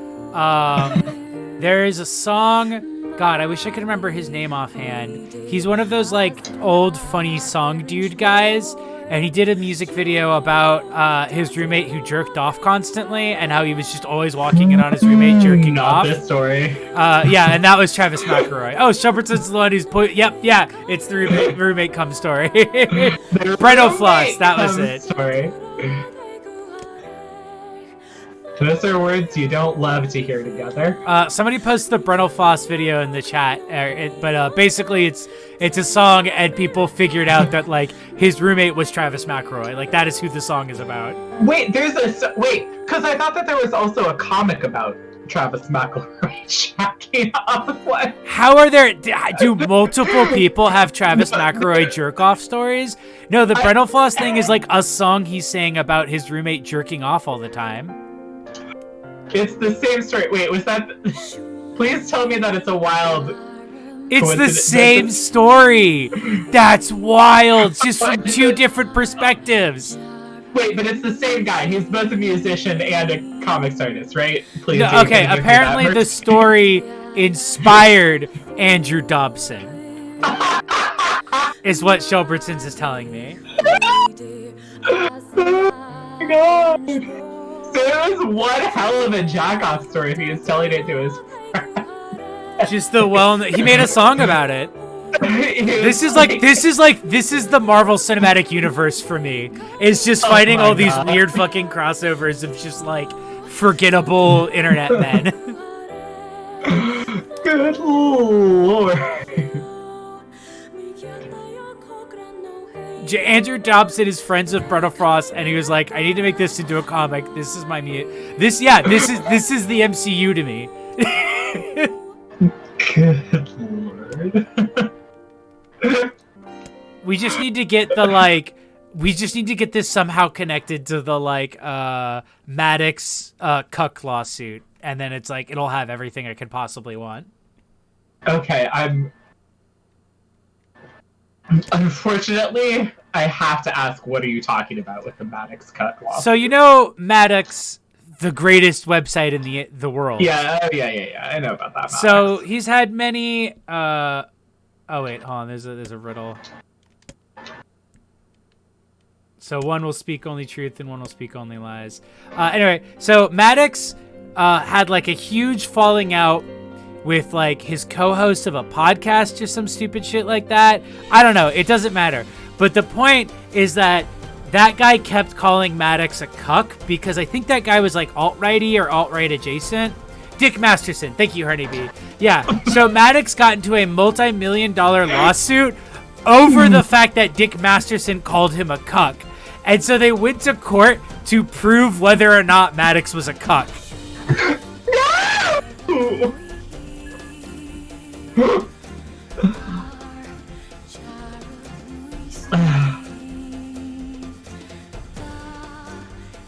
Oh my god. Wait, Dick Masterson is in YWYIIK? This is legitimately my MCU. It's just like, wow, all of these connections that I'm now learning about. Wait, the RPG? Shelbertson's. What's great is he did lose. So he is legally a cuck. Oh my god. Yeah, YWTK, the RPG. Lotax also went on Dick Masterson's podcast, so we have that crossover here too. Wait, it's there are several ways to fail a libel test. You don't have to prove that they were a cuck, although that is actually one way to do it. Well, if I remember, he did in fact prove that Maddox is a cuck. Proven. Oh god, that is up there with like the only thing that tops that I know of is when Viggo, what's his name? What's his name? Magnolia, the guy who sued a bunch of people for outing him for being a like sex predator in the anime business. Oh, that guy. In his lawsuit about it, where he was trying to claim, I think, defamation, one of the like depositions was like, this person tweeted that I am literally human feces. However, I am not made of fecal matter, and therefore I am not literally feces.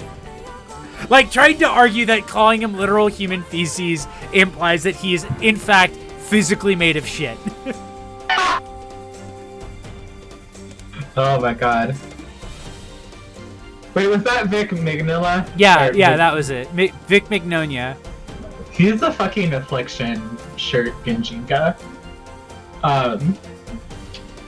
There's a if people are interested in like getting a synopsis on that from like a sort of outsider legal perspective, there's like that podcast A-Lab that oh god, I'm blanking on his name. The Hell Dude. He runs it with a bunch of other lawyers, and they did like a 3-part episode on it. And that's the only thing I've listened to from them because I was interested in this case, but I didn't want to like read forums about it. That's really and they really break down like so what a fucking legal clusterfuck it is, and how much they're like, yeah, there's this one guy who was making claims that like absolutely could have like won a slander lawsuit, but Vic Mignogna somehow managed to fucking botch it. Jeez. And that's A-Lab, aka All Lawyers Are Bastards podcast. Did some great episodes on it.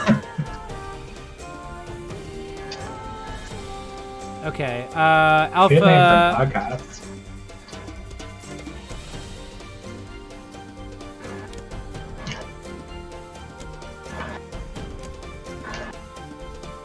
The real form will always speak the truth. The false ones will only speak lies. Okay, so...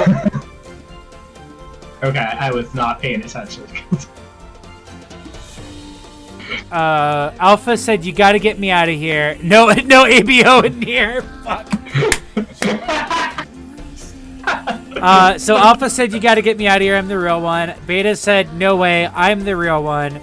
And Gamma said, the other two are the fakes. I'm the only real one around here.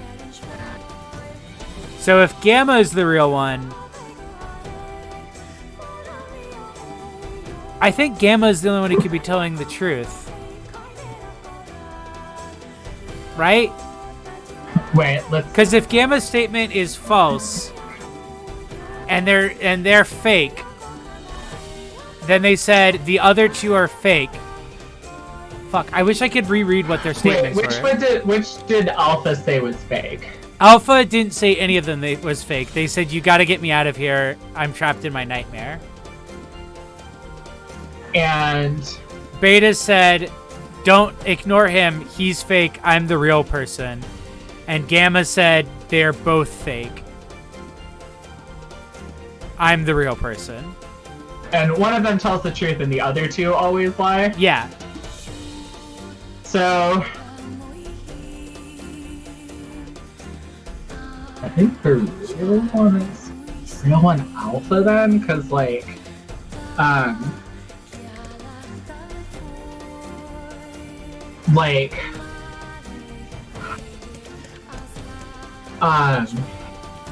okay. I'm gonna try Gamma, and if that's Okay, wrong, try we'll Gamma. just like go through it again and actually pay attention to the statements. I think it might be Alpha, but but you were right. Oh, No. well, yeah, we were wrong. Okay. No, that was wrong. I think it's Alpha, because if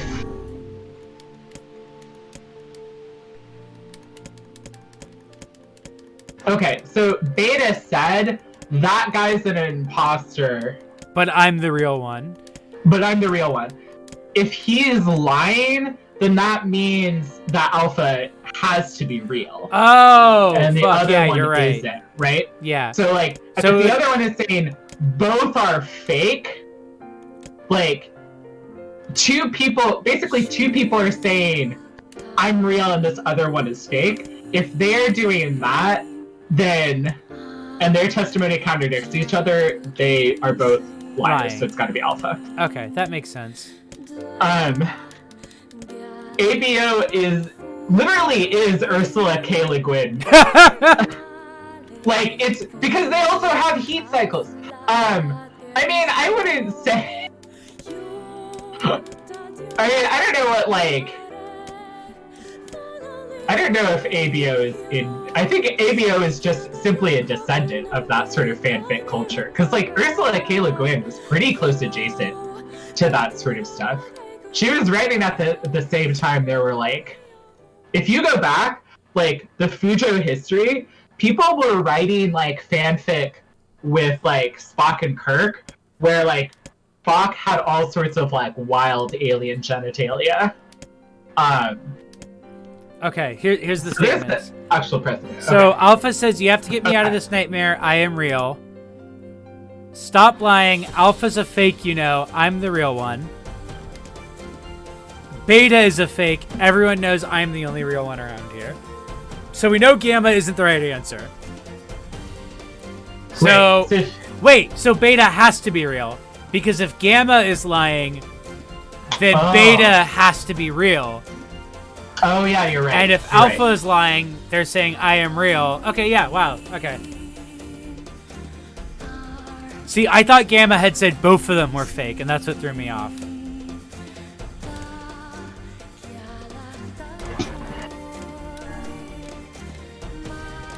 The real one is the betas. Let's get on. Let's be honest. Le Guin is one word, actually. It's not. Le Guin is not two words. I think people make that mistake because I think that Le Guin being two words is like how it's stylized on some covers. Yeah, But I'm pretty sure you're right, is that it is not actually, like, it is actually one word. Yeah, ABO is kind of like, it is kind of like weirdly inserting a layer of like gender on top of sex, but I mean, I feel like it also evokes certain moods for certain people, so I'm not gonna, I wouldn't be unilateral around it. I also am not, I can't stress this enough, not experienced enough in ABO to know its other connotations. Alright, so we woke them up so we can go see the mayor now. Oh, is it spelled with two words there? Well, maybe that is right. I always thought it was one. I am gonna go use the bathroom real quick, and I'm gonna run a 30-second ad. Yeah, I do guess that. it is. Like But that. I just remembered that I have to go pop that out first. Pop out. Okay, cool. Alright, so I will be right back, chat. Okay. Gonna do a quick 30-second ad break. Yeah, everyone should read. You should read The Left Hand of Darkness. It's a very good, like, it's a super interesting. Like, it's definitely about like gender and culture, and really about like it's also very much about like politics as well. But like there's a lot of in it that's just about kind of like politics and culture, and it's a very like interestingly realized alien culture in a way that I think a lot of sci-fi kind of like she set a standard I think that a lot of people aspire to. It's kind of like denser than you might think. So be prepared, but it's pretty cool. I really liked it. I only read it recently. My mom recommended it to me quite a lot as a child, which is extremely funny.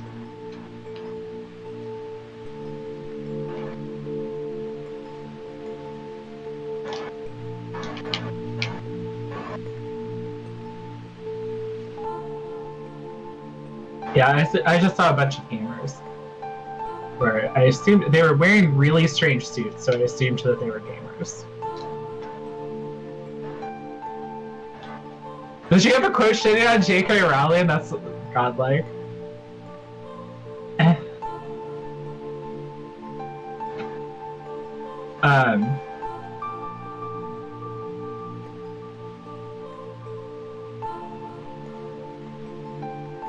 Reality TV with dogs? That is heartbreaking. Yeah, she also did. There's some other really good, like Wizard of Earthsea. Yeah, she like wrote like a wonderful fantasy novel that you can totally read instead of any of those stupid Harry Potter books. She's also Pacific Northwest. One of her books, the Lathe of Heaven, is set in Portland, which I believe is where she spent a great deal of her life. I am laid I back. should- Oh, sorry. Oh, sorry, I was just engaging with the chat hashtag. Oh, thank you.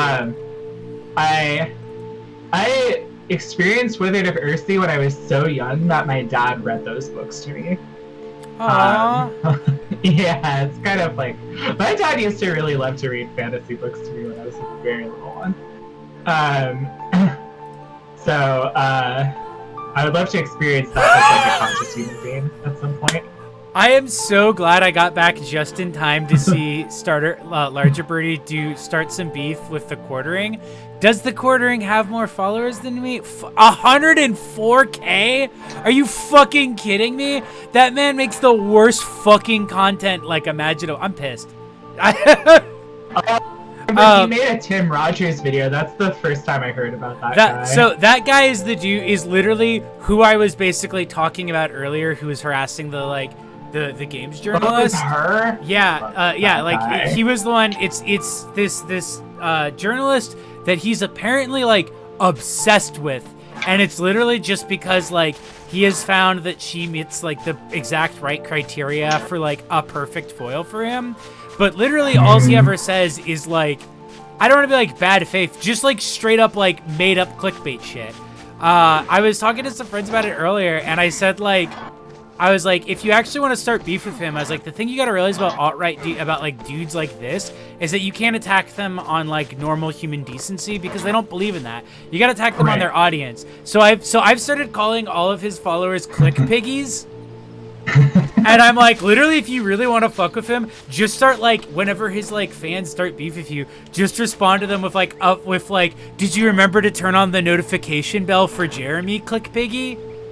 Oh my god. Like, that is how you deal with these dudes, is you gotta just like go straight to the audience and be like, this dude is scamming you. You are being scammed. You are being a cuck. you were being a pay pig for this man, and that will make them not want to support him anymore, because what his audience fears more than anything is being cringe. Right, no. I think that's a really good assessment of, like, tactics in general that people would do. Jeremy, put me in the fucking screenshot. I don't give a shit.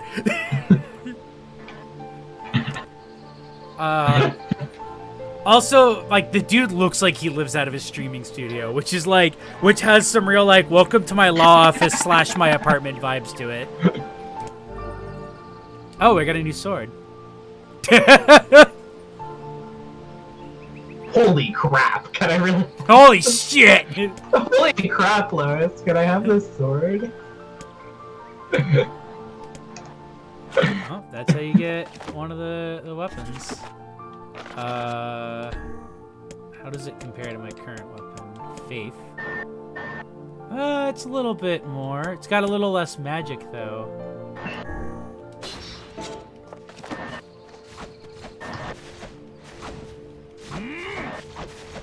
Ooh, I do like that, though. Okay. Weapon. Faith.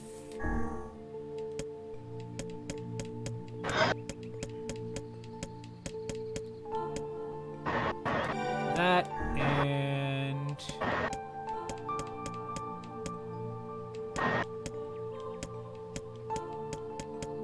what? Do these both just do poison? I think there's like... I forget how that works.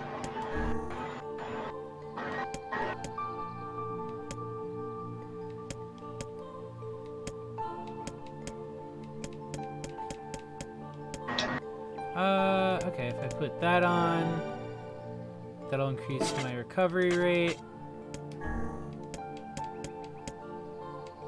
And magic defense. Perfect.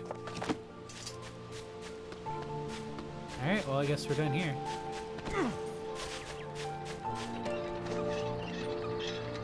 Oh, people are rediscovering my Travis McElroy voice. Addy, no, like, okay, so there's, like, that Joe Rogan niche where it's, like, you basically are just stuff that can be put on at your job or in your, like, Uber Lyft that you're driving. It's the Same Appeal podcast, but there's a specific one where the longer and kind of rambling it is, but fits a specific thing. It's like talk radio, like Rush Limbaugh shit. That's what the quartering does, but like a particularly pathetic version of it. I guess get to specifically in the quartering, they call him the quartering because he's got a quarter of his brain. Syrup312 in the chat. Hey, Syrup. Chicken nugget.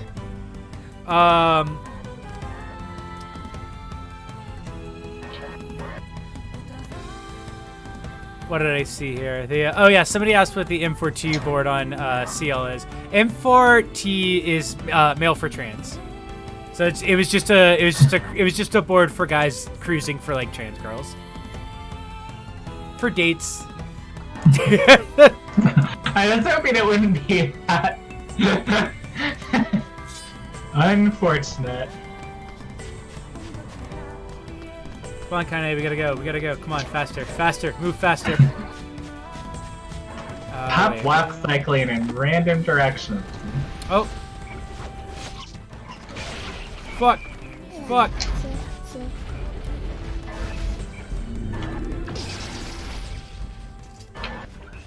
Man, look at that. Ow.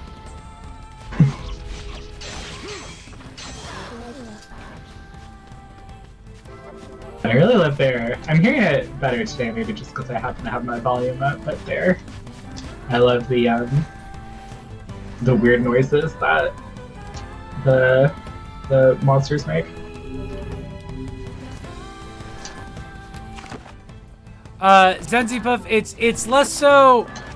The bit with the joke of Travis is less that he's like soft and nice and... Oh my god, they killed the boar. What the fuck? Oh my god. How did they kill the board? It's less that he's like soft and nice and more so approachable to trans girls, And the bit is more that like he very much comes off like a chaser. And I don't know if that's like because he is. I would never say for sure that he is, but he definitely carries himself like one in the way he talks about things sometimes.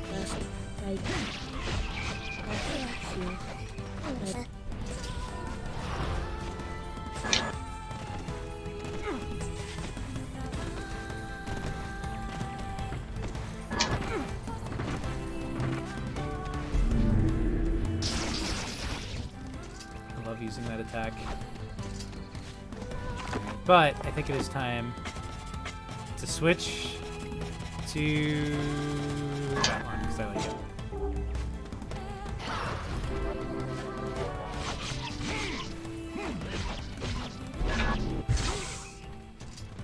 Yeah, he has this kind of like unchillness that I associate with that sort of person.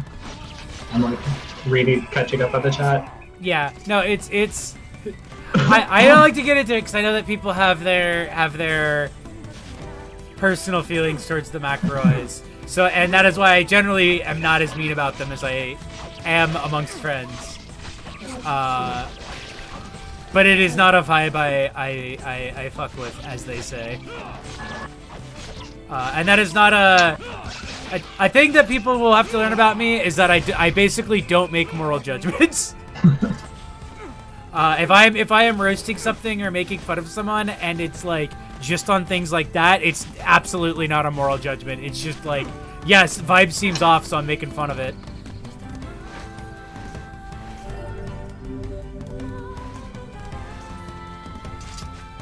Hey, Kanye.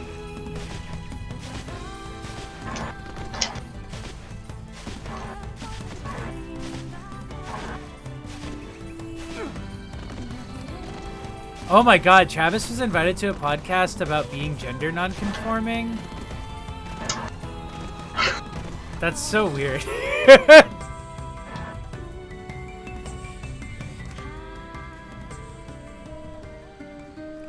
I going the right way? Okay, I gotta go talk to Pop-Off Law.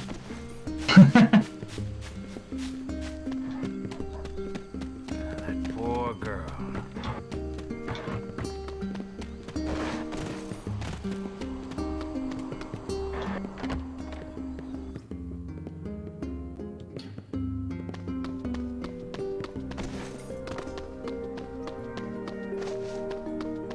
Zenzipuff, it is valid to date dudes. Regardless, I don't care about anything else. It is. I will defend to death the validity of dating dudes.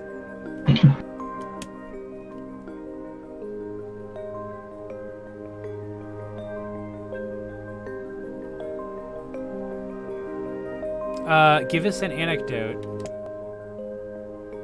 Think of a good anecdote. Wait. Say. Say! You guys did good.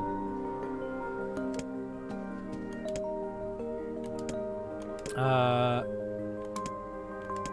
trying to think of a good... Oh! Do people in the chat know how I met my boyfriend? Avi, do you know how I met my boyfriend? Hero? No, I don't think I did. Okay, this is a great anecdote. This is an anecdote that what I said I told it once. Like old friend of mine, like Space Twinks responded just like, this sounds like a story I'd make up to make fun of you. Which is the first thing my boyfriend ever said to me was, "Is that a blackberry stew reserve?" I didn't know they made flavored stew reserves. Can I try that? And that is literally how we met and started talking. Was they saw me at drinking a flavored stew reserve on the AstroTurf of the BLFC FurryCon hotel room and asked if he could try some of my stew reserve. And that led to us hanging out and talking for like probably just like 40 minutes or so, but we then found out that we both lived in Washington, so we started hanging out after after the con as well. That's really sweet. I later joined a group chat that they were in with a bunch of their friends that I had also met at that con, and being the curious person that I am, I searched my name because it was one of those chats where it lets you see all the chat logs. And there was a bunch of messages from them about meeting me and how they thought I was really cute.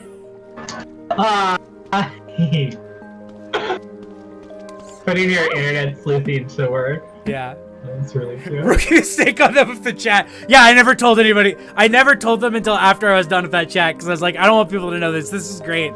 It's so great to like be able to go back. Also to see like the person in the chat who's like, oh my god, Jay, it's so cool that you're in here, and going searching back and being like, seeing them being like, oh, I'd be careful with that Jay person. They're very cliquish. Like, yeah, I see you, bitch. Come on.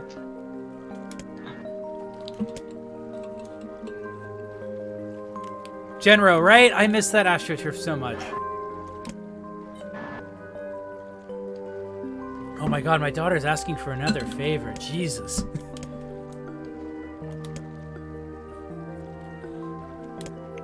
Oh! We have to help Yona's friend.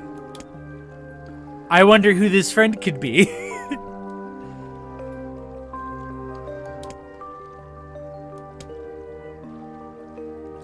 Pen pal, how do Oh, just a pen pal. Interesting. Okay, this is definitely something that had to have been written just for the dad version. Is him just getting immediately like, hold on here. You said it's a guy. You said you had a pen pal. You didn't say you had a male friend. This is the only kind of male I can't accept you having, Yona.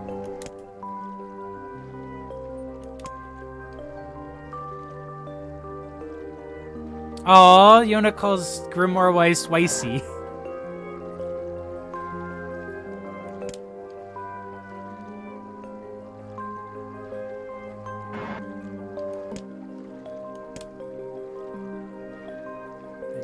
Aw.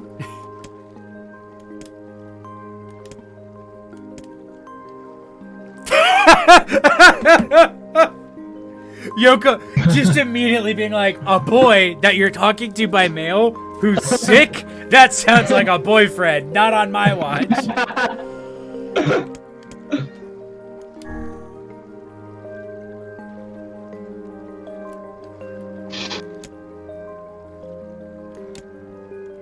How'd it go today? Also, by the way, Dad, I am ready to make that stew whenever.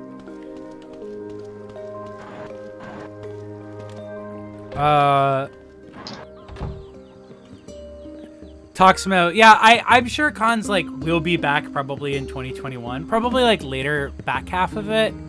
I definitely, I don't know. It'll be interesting to see what cons are like post everything. Hi, Lake Scum. Yeah, for real. The knowing who we are about to meet, this whole like oh no, my daughter has a boyfriend, and Weiss teasing him about like son-in-law, very funny, very funny. Yeah, actually. God, because when I read this the first time, I didn't even think about it that way because I had no idea who I was gonna meet. Yeah, exactly. Oh yeah, another letter from my daughter. Yeah, I can't believe that this game gives you both Nier, gives you both Emil and Kaine. What a treat. Right? No, like some legitimately some of the best characters in the extended Yoko Taro-verse are in this game. Oh, I know I keep talking about Quantum Break. It's because I literally beat it like last night, so it's on my mind. You know who is in Quantum Break? Somewhat. 9/11, I hear. Well, 9/11, Miss 9/11 herself, and also the same actress who plays Jessie Faden. Oh. She's like a semi-major character in it. Oh, huh. It was wild because when she shows up, the second I heard her voice, I was like, "That's Jessie Faden," and I looked it up, and it's like, "Oh yeah, they worked on her with this game," and then I guess they like enjoyed her so much that they made her the main character of their next game. Yeah, that's pretty tight. She's great in her role in Control. She plays like it's funny too because she plays like a somewhat distinct character in that it's very much so the same sort of super serious, but she's like a trained since she was a child to be a mercenary character.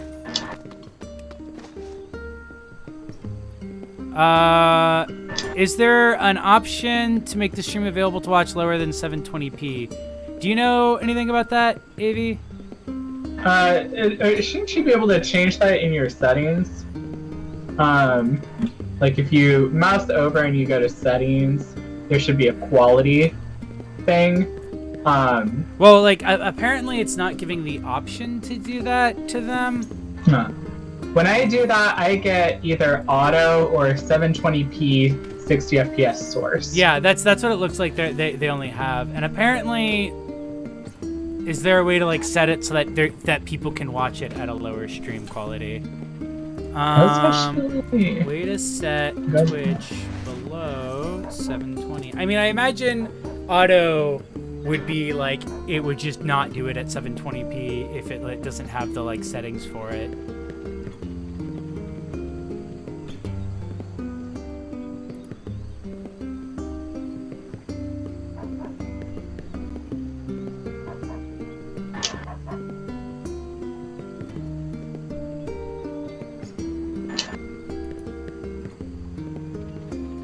Okay, so apparently, this is what I'm reading on Twitch's Reddit.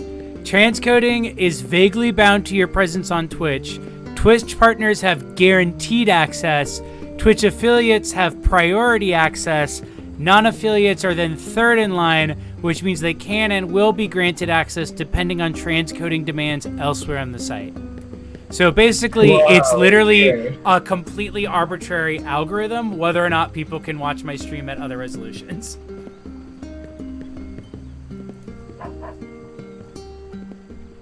Yeah, that's kind of wild, actually.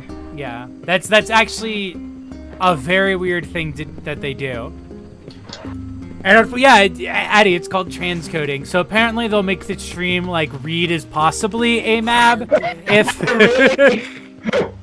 I was about to say something and well, we have fun here. Gotta show off my favorite thing, the dog physics again.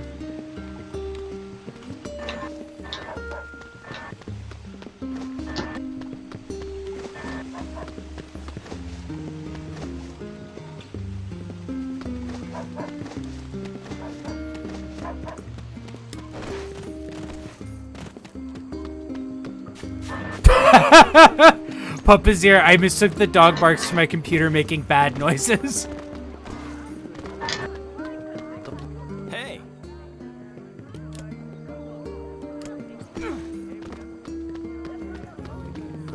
Alright, so I think I'm gonna run down to the... She's so young. Her whole life is I'm gonna run down to the seafront. Tell that guy his girlfriend got owned by a shade. And then pop back up. Oh wait, where was the would you rather?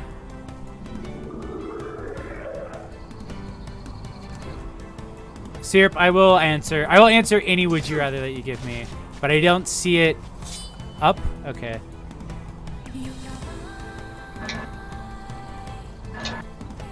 There it is. Would you rather be stoned to death by pickles or drown in mayonnaise? Pickles aren't very hard. That would take a long time of getting pelted to cause death. Also, breathing in all that mayonnaise sounds absolutely disgusting. I think, here's the thing, like, I'm really about that, like, Saint Sebastian kind of, like, lifestyle, so I think I'd probably take the, stoned to death by pickles. Oh my god. I mean, I guess, are we talking, like, actual, like, dill pickles and not, like, the Rugrats character dill pickles? I do like whole pickles rather than pickle slices feels like it would be. That guy's stuck on a rock. Oh, fuck, here he comes. How can these beasts let us dispatch them without complaint? Yeah, I feel like that's a really important. I do find this question really, really disgusting. Oh yeah, welcome to our one of my. They joined during Monday's stream. and I adore them. They had a great bit of just manually typing out message deleted notifications to look which kept like messing with me and working. That's really good.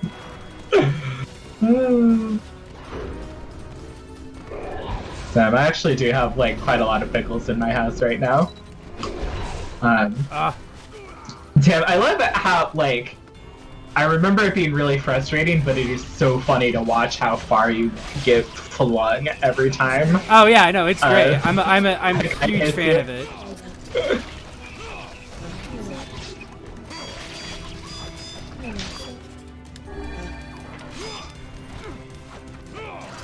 Oh my god, please. Please.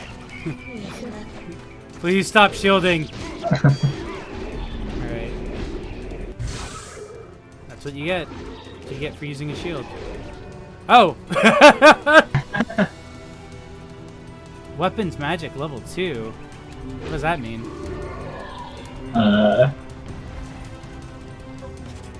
What does that mean, I wonder?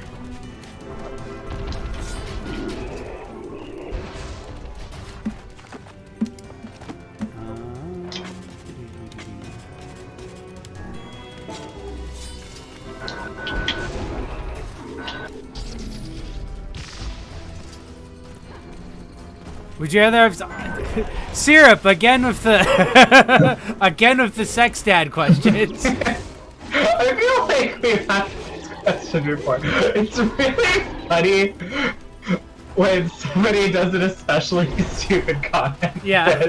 The highlight on it. I do love the doing the highlight to try to trick me into thinking it's a would you rather. I have to give you credit for almost working, but I did pay attention to the little number above it.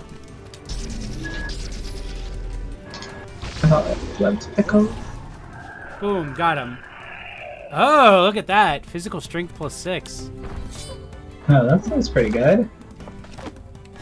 I saw I got a drink coward as well.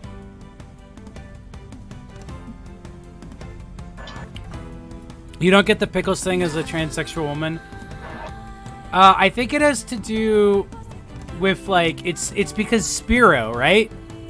Yeah, I think Spiro is the. I think Spiro just makes people crave like specific kinds of. You're not on Spiro. Yeah, no, that's exactly what it is. It's the Spiro thing. I don't know. I've heard a lot of. I haven't heard great about Spiro, but I have heard that it makes you crave pickles and salt and vinegar chips. Apparently. Yeah, I feel like I'm hearing more stuff about Spiro not actually being all.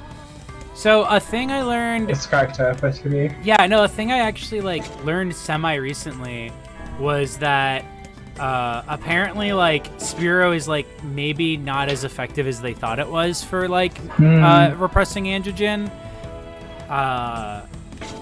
Or at the very least, like that it gets results like fast, air quotes, but then it kind of like isn't any more effective than just a higher dose of other kinds of estrogens. Yeah, that's what I actually had my doctor talk to me about this recently. She was like, you could probably just go off Spiro completely, but I've been on hormones for quite a long time at this point. But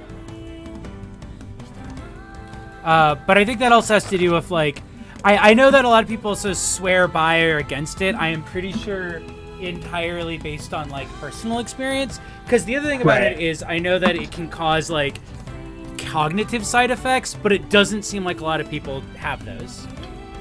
Yeah, there's like a lot of like... Or rather, it seems like people who experience it, like, experience it hard, and people who don't. So it kind of reminds me of the whole question of like SSRIs and like the brain fog that some people get it. Where like it kind of makes you either like swear on it that it works for you, or swear on it that like, oh, this is a nightmare.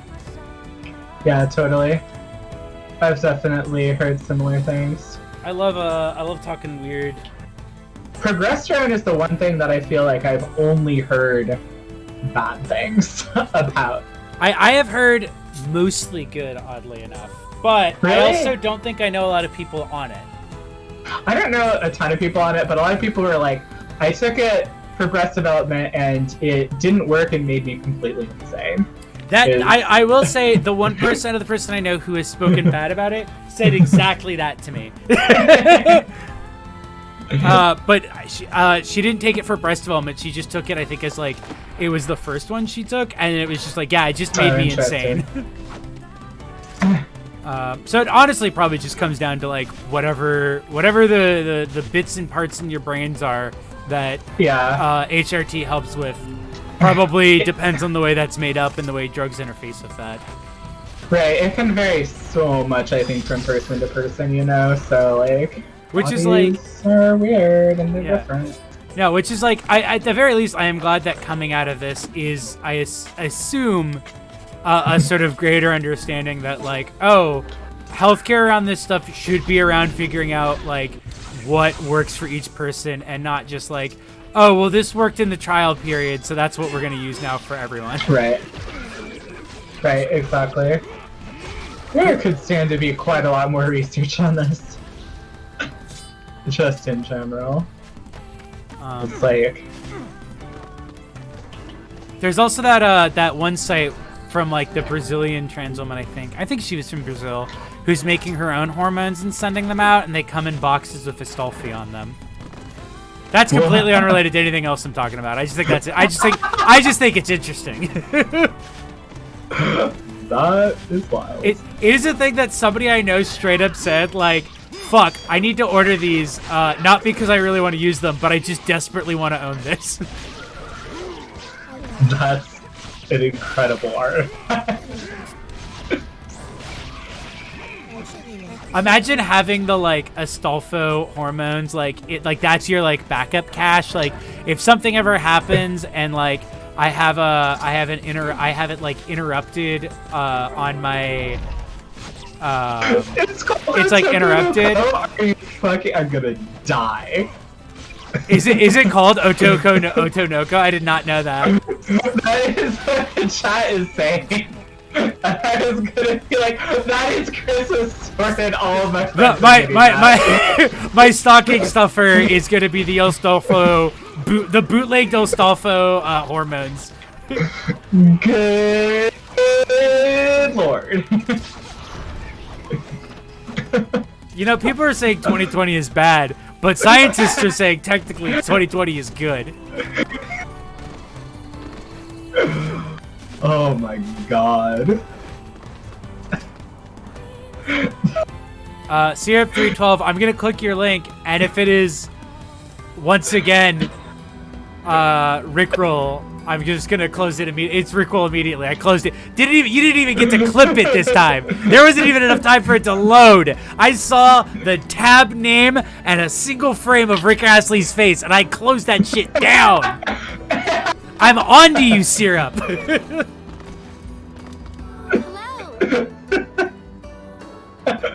TokonokoPharma.com better not go anywhere. I'm pretty sure that is actually the website.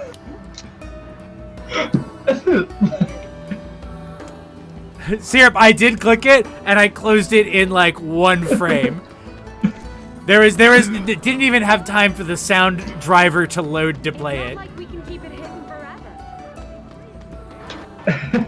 Yeah, no, last time they were like, people were leaking in their System Shock, I think it's people were leaking off movies, and they like dropped it in the chat, and they're like, oh, what do you think of this? And I was like, oh, what is that? And I clicked it without even like looking at it, and it played 2 seconds of Rick Astley's Never Gonna Give You Up, and you could just hear me going, oh, god damn it. Getting Rickrolled in 2020 is Oh, hey. such a... It's the dude from 100 Gex. I was like, hey, are you that kid who ran away from home? Oh, how'd you spot me? Guy in dumb hat. He's got an incredibly dumb hat. I listened to 100 Gex for the first time, and it didn't break all the bones in my body. Oh. It's really good. I'm a fan. Did you hear the Fall Out Boy remix? No, I didn't. Look up the Fall Out. So there's a remix of one of their songs that they got Fall Out Boy, Nicole Dollinganger, and I forget the third person on that. But it's a great pull. Oh, that's pretty awesome. And I'll have it to sounds listen fucking to it. good. Yeah, it's off the remix sound. Black Justice also did a remix of them. Oh yeah, I didn't watch read and watch. I almost got the right verb there. Oh shit! Um, Chloe is currently rating of a party of 10, so they may or may not be joining us in uno momento. Hi people from Chloe's chat. Hi Minmo gang. Hello. Minmo And there's Gang Jams. is a Jams is great here. name. Minmo gang. Minmo gang. Hold on, I clicked What's thing. up? Not much. We're talking to this stupid. We're talking to the Gex guy with a bad hat, and talking about. We're talking about 100 Gex because of the Gex person. Yeah, the Gex Oh, man shit, on it's- stream. Oh, is that the tree right there? Whoa. Damn. This is history. Oh fuck. That was pretty funny. My favorite thing about the tree, the 100 Gex tree, is that it's like just outside some like truck depot. So it's like, man, those people are probably like, why are all these fucking kids taking photos of our tree? Look at this pimpin' child in the background. That kid's got swagger. Oh, absolutely. Look at that! Look at this perfect like default pose. Yeah. His arms are just spread so unrealistically far from the rest of his body for somebody who is moving around that little. I like how that guy walked up to you and I guess like just did the thing of like awkwardly standing, waiting for your conversation to end, Or like but, waiting it's, for an like, long opening and to then jump just walked in. away. Yeah. Oh man. Oh, so I just arrived. What has happened since last time? Oh, you missed us playing the text adventure village. No, Wait, I missed the tech. We do go back to the text adventure village later in the game, but you missed the lion's share of the text adventure bit. But we Oh, are okay. about to go meet Emil. Nice. Hey. All right, and this guy wants meat. There was somebody else who had the little thing above their head. Children are doing satanic ritual. Oh, it was the guy who came up to me to talk. He had something to say.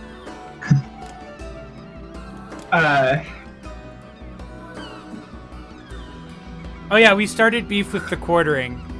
Somebody redeemed money for that, so I went off on a quartering rant. And we were talking about the Astolfi hormones that you can order from Brazil. The what? The Do you know Astolfo? It is Astolfo, right? yeah, Astolfo, Astolfis. Oh yeah, that might be the actual pronunciation of it. Syrup312, I love 100 gag. The anime femboy, the person who supplanted Bridget in the anime femboy hierarchy. Somebody is making custom hormones. Custom hormones? Is that a correct way of saying it? I don't want to call them homebrew hormones because that sounds terrible. But it's like they have their own pharmacy basically, like their own home pharmacy. Designer hormone. Designer Wait, hormones. Yeah. Artisanal hormones. It is like I can imagine them like packed the way that like you order some like bath salts or like drink mix like ingredients off of the internet. Like that's the exact thing. Oh wait, is it that one like anime? Yeah, it's the Yeah. one. Oh, somebody liked it. The anime Okay, the yeah, anime that's exactly cross what I was thinking about. the anime the trope that we all know and love type. Yeah, the anime one. Very controversial character. People are saying all kinds of big things about him lately. Folks, you gotta love him though. Astolfo's. That spider like fucking 180'd on me. But I really hate the bit that you did for that. Thank though you. It's really funny. It's reminding me of the only, you know, that guy who is doing the only good Trump impressions. Oh yeah. The one, speaking of 100 Gex, the bit that he did about the 100 Gex was my favorite of all of those. Obama's only getting like 10 gex. It's like, they only had 99 Gex, they couldn't even get 100 Gex. Oh my god, I haven't seen that. That sounds hella funny. I don't know. Chet, do you know what I'm talking about? I know what you're talking about. I love Nier's like, I'm gonna kill you stance while talking to this butler. Yeah, sorry it's really black and white over here. But the color bill ran out. We ran out of color. Yeah, it's funny actually. They ran out of color film when they were making Nier actually, and they had to make it in black and white for the final episode. Well, this level was actually programmed by somebody who didn't have a color printer. So when they printed out the design documents, everything was in black and white. So they're like, well, I guess this game's like artisanal or some bullshit. But our daughter got a letter from a boy, and Nier was like, no daughter of mine will have a boyfriend. I'm gonna go help this sick child and kick his ass. And so now we're at the manor to beat up a small sick child. Nice. Anyway, this is and it has fixed camera angles because it's like a Resident Evil game. Oh my god, yeah, that's right. I forgot they did this really weird stuff. Wait, this is not the video of the guy talking about the Gex in a Trump voice. But it is Just let a me know token when of the shades show up, okay? I love this diva chair with the Impossible Whopper. Oh, okay. Well, we've come this far. I suppose we can't turn back. Oh my god. This There's boy- so much happening in here. This boyfriend better be. I'm imagining somebody coming into the chat not having known that we're here to beat up our daughter's boyfriend and seeing him just like, this boyfriend better be worth it. Like he's being set up on a blind date. Oh, diva like the video game character, not like a diva. Like the Beyonce song. Yeah, and Diva Chair with a bunch of this.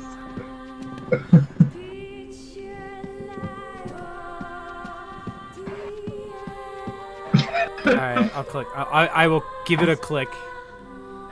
I feel like Oh my god, Morgan, of course. Of course it's Morgan. The photo of it posed with her Kratom imports and in front of the Ted Kaczynski and White House address Google Chrome tabs. Excellent bit. I feel like I'm watching a 5D trans girl bit. It's like the most intense thing I've ever seen. Morgan lives a 5D trans girl bit. Hey, you want to hear the wildest thing about Weed Hitler that's true? I don't know. What? And it's not like a secret, but it's just like a thing that like only if I guess people just don't know. She's dating Vectroid, aka the person, aka Macintosh Plus. Yeah, no, they're dating each other. Oh, what the fuck? God, when I Whoa, was that's actually really crazy. Yeah, no, it's such a like it's one of those like weird coincidence things, but because I followed her like and we like talk occasionally. She's like talked about it on Twitter a few times. when Would you rather have sex with your mom or your dad? Please just answer. I have no points.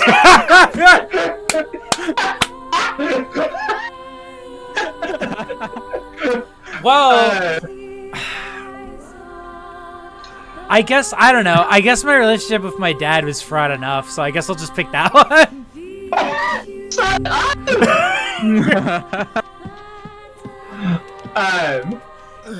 I would just roll the dice on that one. Yeah, I feel like that's just like a coin flip at that point. I'm imagining being held hostage in some like weird like a Serbian film kind of thing, and I'm just like, well, all right, I'm just gonna flip a coin. I don't really want to do either. Like Anton Chigurh. Maybe.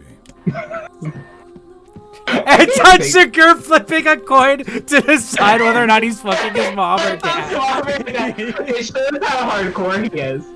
I can't even think about Anton Chigurh anymore without thinking about the clip where he's going, "Your console sis." Yeah. No, that's not what I heard. Shelbertsons, would you rather watch your parents have sex or watch your dad get legally declared a cuck?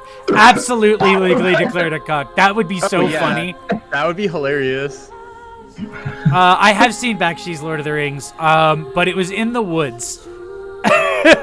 And I was very drunk. I knew this was a terrible idea. Haunted manors and the like.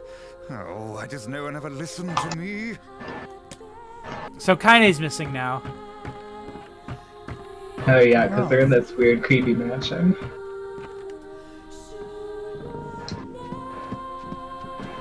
Yeah, no, Zenzipo's got thicker logic. Dad being out, it's like I didn't even like hate my dad. I just think that would be the funniest outcome. Yeah, that's like a funny story to bring up.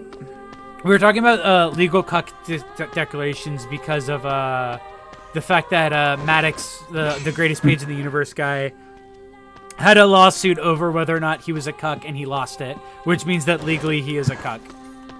Oh, nice. Ah. Alright, here we go. I got it. I finally got it.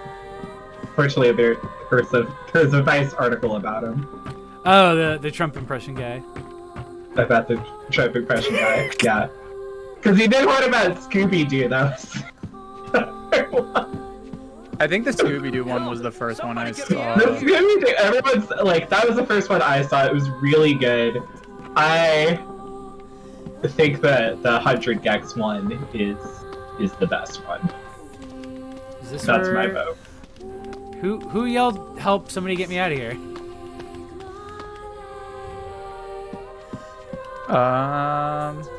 I did. Help! Help me, James. Help me. How was the Valorant stream, by the way?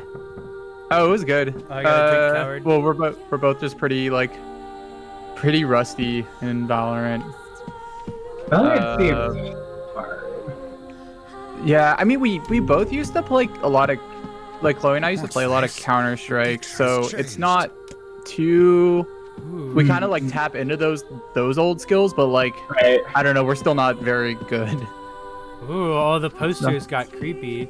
I think Oh, what's great about this too, from what I remember, this is like never explained. Like this element of like the haunted statue is just like never explained. Yeah, this whole like thing, I can't remember. Oh no, wait, no, the statue thing is explained. No, sorry, the actually. statues are explained, but like the weird paintings changing and everything are not explained. Oh yeah, that's all. Maybe it's one of those like holographic, images where it's like, oh, you look at it from one direction, it's normal, and then the other direction, it's like a spooky face, like a Halloween thing. The blinded fish, wasn't there something about paintings in the dream text sequence?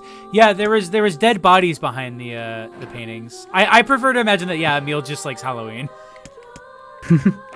Remember when we had that holographic in college, we had that holographic Obama framed picture, but like any side you looked at it, it was the same picture, so it just ended up looking blurry. Yeah, no, Gave you a it was headache if you looked at it for too long. it was the wildest like holographic thing I've ever seen, because it was like a holographic Obama, but it was just like you look at it from two different angles and it's the same picture of Obama but as a hologram. Yeah. That's incredible. Where's that hidden items tutorial? Did I miss it? There it is. Some required items may be hidden in the field. Search for sparkling points or break wood and box. Oh, okay. Well, I already did that. Is this the door I came through? You're just chilling in a mansion in East Hollywood Hills. Damn right. Oh, got an item. I got the moon key.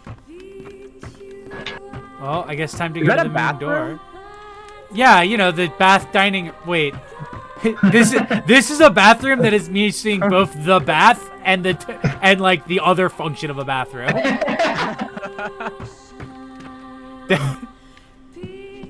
Bro, you can't have a bathroom with no bath. That's just a room. Like, come on.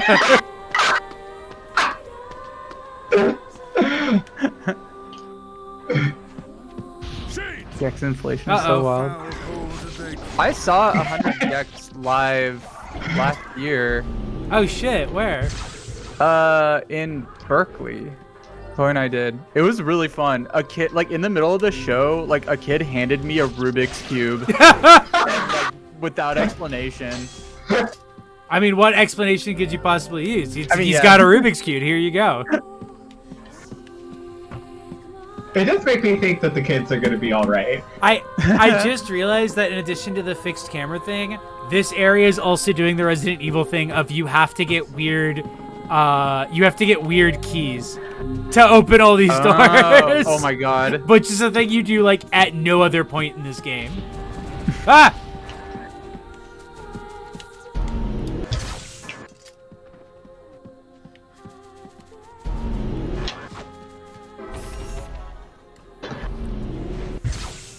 There's 100 Gex Core band. Oh yeah, Tony Hawk's son. I remember hearing about has like a band. I haven't listened. Oh yeah, to Guppy. them, though. Gupi. Oh, it's Guppy, really? Yeah, Guppy is Tony Hawk's kid. I thought I keep forgetting that like it's weird because that's like a known thing, but it's like they really downplay it. So like a lot of people aren't aware unless they like pay You're attention an to music adult. news. Maybe. Yeah, I remember them playing it. I think I remember a friend who went there and was like, or who went to a show and was like, oh, I guess that's Tony Hawk. He just wanted to support his son. Here it is. Here's the fancy little boy. Oh, whoa. People who were here from a pre-show a while back will remember when he was fucking cooking to some house You music. got all that from my footsteps? I can't kill him, Syrup 312, for he is immortal. It's hard once you know how. I suppose I should tell you about my friend Vice. I only heard one set of footsteps. That was when I was carrying you, my child. Out like a common land mammal. You only heard one set of footsteps. Well, guess what, kid? We both got 1 foot. That was how he tricked you. Yeah. But enough of this introductory chatter. Let us hear your tale. My name is Emil. There he I'm is. the master of this manor. He looks a little different than you may remember him looking elsewhere. You the kid who sent a letter to my little girl? Cracks knuckles. Every day's a sale. Every day's sales away. Yeah, we're gonna soon meet Emil after not surviving. Wait, are you doing the literal like dad intimidation thing? It's literally your daughter was like, I have a pen pal and he's sick and he needs help, and Nier's immediate response was he. And then, oh, my daughter's too young to have a boyfriend. What do I do? No daughter of mine, blah blah blah. Huh? I'm sorry. It's my eyes. Anything I look at gets turned to stone. Oh, I would love to become famous. Thank you. But this person, this robot has been. I like that the robots type like Witch House characters. Okay, awesome. Thank you, James.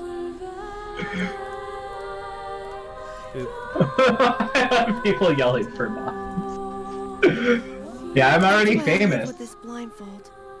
This is why there's statues in the plazas, because Emil broke What a them. remarkable skill.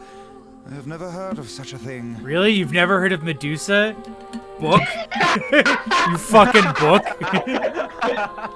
Anyway, Just because I'm a literal book doesn't mean that I've read every book. I don't know. I just figured all books knew each other, you know?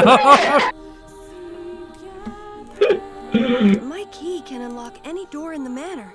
So if you want to follow me, I also forgot about this, that it's just like, also you don't need to get all the other keys because Emil has them. That's all right. We can get around on our own. Oh wait, never mind. We do have to get the other keys. okay. Here's the key. Is fun a buzzword? A buzzword. The butler's quarters are at the far end of the I manor. would say so. I would say people use it as like a generic, like this game is fun. Well, it's one of those words that doesn't Let me mean give you a anything, if map. that's what you mean. It's a big place, and I don't want you to get lost. Oh, thank you. Oh, thank you. Drawing the sword just independently of anything you sword? do. Butler's quarters are at the... Hey, you heard that, kid, right? Think we should look for Kaine? Leave her. That woman is capable enough on her own. True enough. Alright, so we have the star key. Oh. Alright, Anybody? oh hey, there's the butler. There are two forms of media: pro-dopamine and anti-dopamine. Yeah, I agree with knew that. This was a trap. Curse my brilliant intuition. Fun. Or when I'm watching a movie, I'm just like, is this fun or not fun? So this is, apparently, the butler is not real. And they show that by just having the butler's default character standing here and not moving.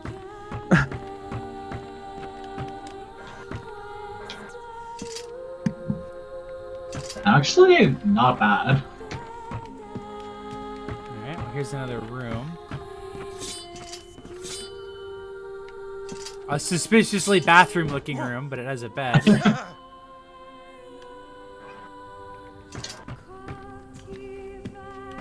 Don't get spooked twice. It's just a room. Yeah. Don't get spooked twice. It's just a camera angle. Shades!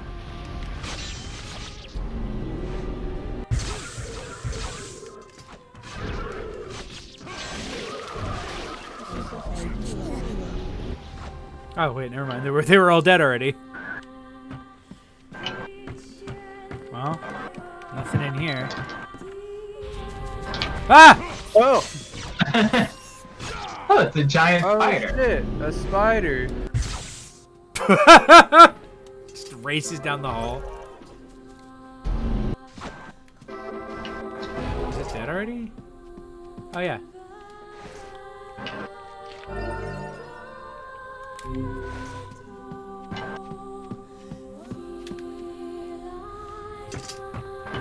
Alright, nothing in here. I like how the not really bathroom was bigger than the bedroom. Yeah. Yeah. That is luxury. Oh. So we got the light key.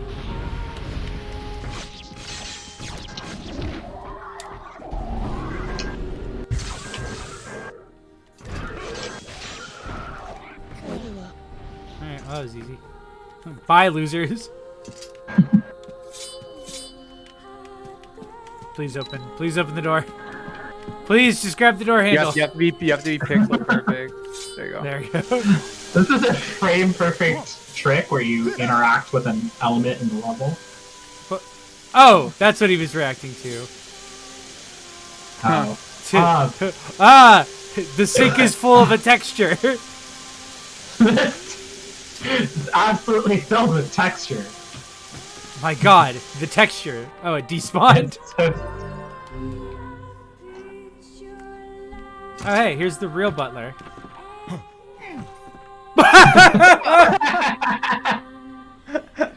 Oh, normal human His interaction. reactions. That was like the old like cartoon movie maker like animation. Who's this? Another one? It really was.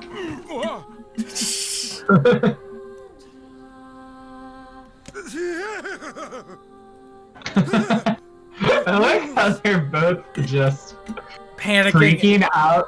Like they're like Scooby-Doo characters. Yeah. What's the matter? They're like, whoa, a ghost? This. Yes, this is my butler. He helps me out around the manor. He's a good man at heart, but a bit inflexible. Almost like a statue. Yes, and I do apologize for that, Master Emil. My teeth itch, my eye socket is warm. Oh, bro, you got COVID. Sorry. Doubt he's even human. Check your toes. Check to see if you got COVID toes. Look, someone sent a letter to my daughter. COVID toes. Yes, I wrote the letter. Please forgive my impertinence in sending it. It's kind of weird to send a letter. Would you rather have sex with Ari Aster or David Fincher? Ari Aster. Because even if the sex is bad, like, it's not going to last long. That dude absolutely has, like, antidepressant problems. As you may know, Master Emil, deeply pained by his eyes, has shut himself away from the world. Who do you think's richer? Oh, David Fincher. It's got to be David Fincher. I feel like it would be David Fincher. Like, Fight Club was pretty big, and he just got that Netflix paycheck. He Yeah. suffers greatly behind that blindfold. Yeah, it might be David And Fincher. I feel it is my duty to help however I can. I heard tale of your courageous exploits, and so I sent a letter under Master Emil's name. But I received a response IRL from word one ban Miss dad Yona to say instead. father. Okay. Yeah. Papa.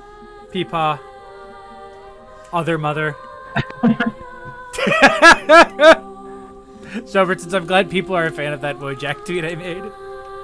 So you wrote the letter? For people who don't know, I made a tweet that was saying, I said that the Doomer Wojak is hot. I said, I believe the Doomer Wojak is hot. I want him to apologize to me because SRIs make it hard for him to come. I did. Oh my god, I My didn't see letter that. merely requested that you come to the manor. I meant no ill intent. I believe Yona saw the exchange somewhat differently. Definitely read David Fincher as David Lynch. Oh, She's just a David kid. Lynch looks She really probably didn't old. understand Yeah, right I wouldn't feel safe for him to have sex. Regardless, I was like- I am was, quite pleased to see you here. Long like, have I dreamed of the Clicking day when we through could cure a Master like skimming Emil's through eyes. a transcendental meditation like I think you want to live stream just fundraiser a thing big because a guy bunch of who people were kills talking things. about it, and he's in it for like 5 seconds. Couldn't It's like have for said his it any own better myself. foundation, Whoa, that's Well, wild. and he I'll looks figure them. he looks like he's Please, gonna Mr. die Cooks, soon. The cure for He does Master not Emil's look condition good. Is located in this very manor. Would I rather have sex with Flavor Flav or Steve Buscemi? Oh, Steve Buscemi. He looks like a gentle lover. Hardy B with the I don't get it, TBH. The whole Doomer thing, like all the aesthetics around it, but also specifically like SSRI, specifically Lexapro, are like have a very common side effect of making it difficult to get off. And there's like a running bit I have about like, yeah, I of like people hooking up and being like, oh, sorry, I can't get off. I'm on SSRIs, and the other person going like, me too. Daniel Lavery writes a really, really good newsletter. And one of the things that he posted in it recently was like, just like, it's like, you are with David Lynch and you're exploring like the Cenozoic Ocean. And it's just like a bunch of like, and it's just like David Lynch going like, whoa, astounding! Like, He is such an incredible writer. Giant fish. It was like, He's also the one who did. He's also the one that did that bit that was like, "I am Nicole Kidman, your wife, and I am asking you to please just believe me." yeah, oh my god, what was the other one that he did? It was like for like, I'm your husband. Oh my god, I forget what actor it was. He was like, I'm your supportive but concerned husband. It was like, he can write in any voice and any like insane intrusive thought that becomes a bit for him. He's just able to spit off like an entire Like an essay length worth of like 2000 riffing yeah, off of yeah, that. but just like riffing off of Oh, like, Patrick Wilson, Eddie Wait, Illmans. It was Patrick Patrick Wilson. Wilson. Thank you. What is this? Hold on, this sounds funny. This It's is the Shatner. It's like it's oh my god, not a letterboxed. What the fuck is that? Substack? What is that? Substack. It's a Substack The more shades we email get, the newsletter better his chances. thing, and it's done by Dan Lavery, who's like he was like one of the founders of the Toast, and he he's been like a writer and has several books of like I know it's a lot short to ask. like work and essays and the like. At least I can pet Propaganda. your enemies. That's gotta be somehow, It's right? he's an incredible writer. He's so funny. I'm sorry. My butler thinks so much of me. But for him to make such outlandish requests... I'm coming with you. It's unfair to let you go on your own. so Emil has Besides, joined our party. It might be fun to put my eyes to good use for once. Now, as you guys may notice, again, He is a fancy little lad, and is not a skeleton man with a round head that we all know and love. We will learn more about why that is. Oh, the blood sink's filling up again.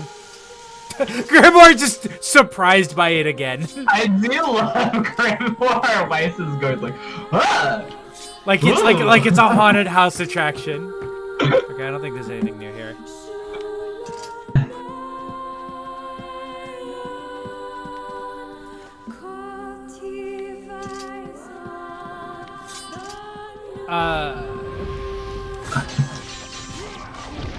Emil, help! Use your eyes!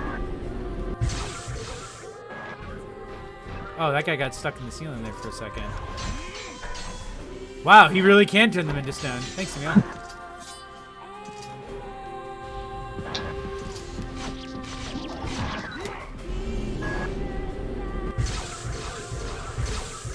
Oh.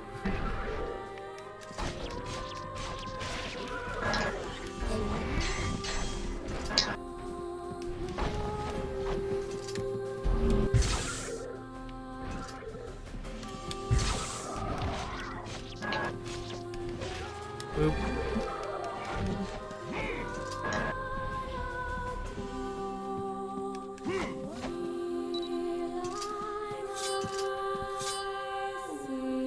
Lake scum. Finding the Wojak guy hot is the same thing. Is the kind of thing where, as a lesbian, I instinctively go, "IDK, I don't get it." But if I consider the exact same guy but a lesbian, I go, "Oh, okay, I get it."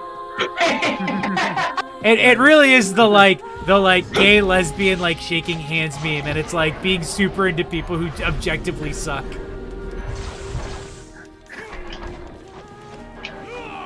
The eroticism of settling, if you will. Right, this is like the thing. This is why I feel like the gay solidarity with like straight women is so powerful, because we're like all shaking hands over like the abjection of being really in love. Yeah. with how much it sucks to be into people. Right. Yeah. The inherent objection is something that like cis straight women and queers can form solidarity over. Ooh, I picked up a new blade, the Blade of Treachery. But it's not as good as. What a video game looking ass sword! This right? Yeah, that looked like a. Yeah, let's take a look at it. Very Zelda. Oh. I didn't remember a sword that. It's very Zelda, yeah. This looks like a game you'd unlock in an Atari. Right.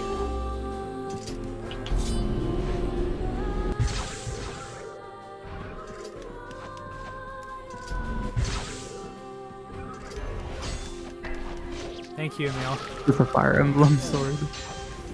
Yeah, it looks like it's a sword from a Nintendo property.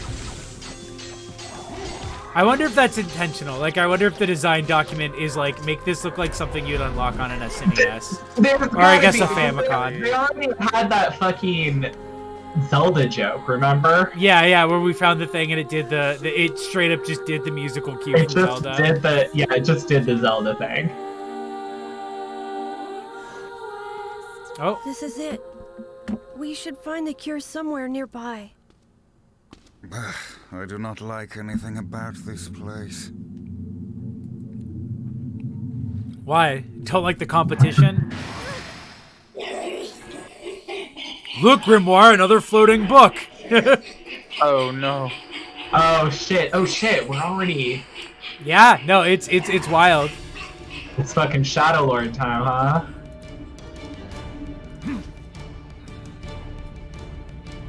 Are you all ready to meet one of the main antagonists of this game?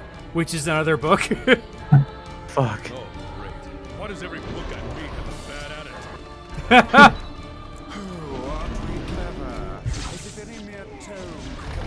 attitude? Zen, I'm glad she converted.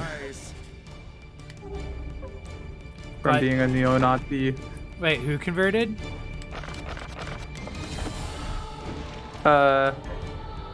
Somebody that Zenzup updated. Oh.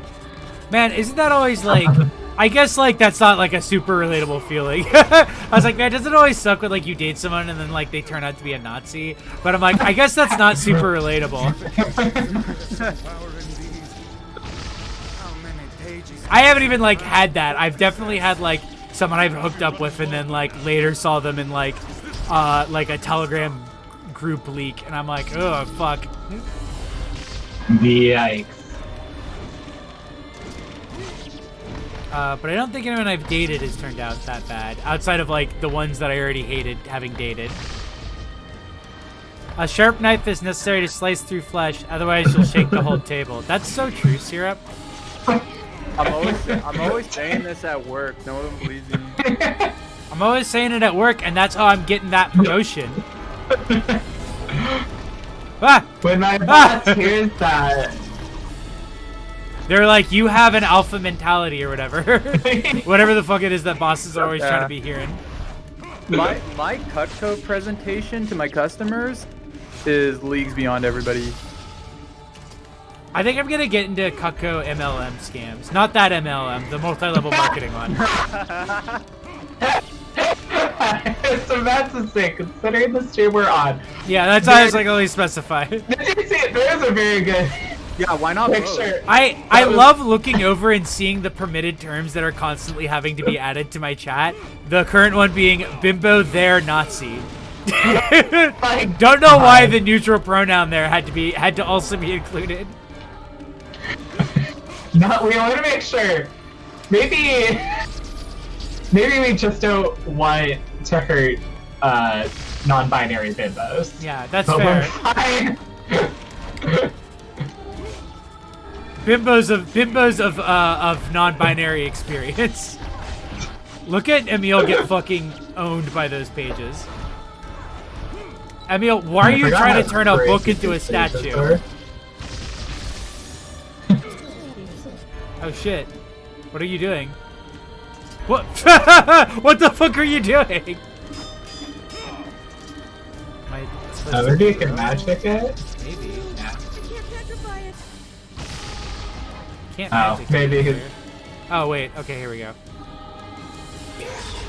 He's gonna do a cutscene on ya. Oh, Kaine's here. Bye. Speaking of bimbos. Kaine.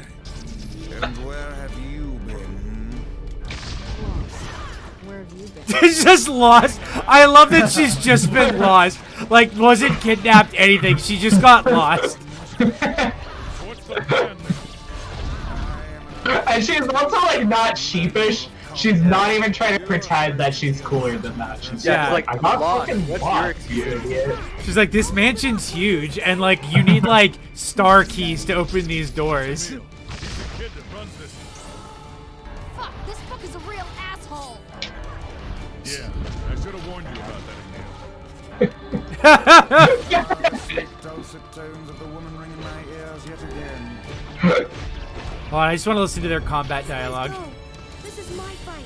I can't ask you to die for me. Bold words, and yet I see your knees quake like warm butter.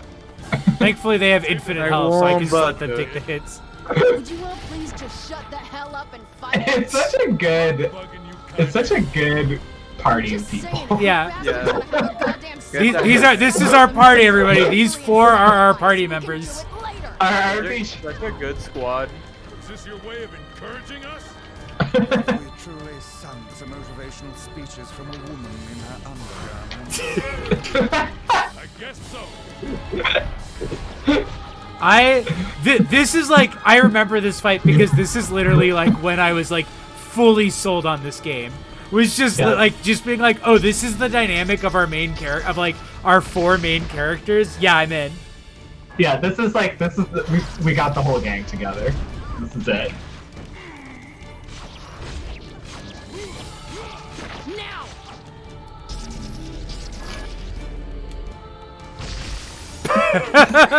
Throwing the spear at it at point blank. In a corner. Oh, that book sounds sick. Oh no, that book exploded! Damn, well, that was crazy. He like looks at it, he's like, wait a second, this book is just Harry Potter.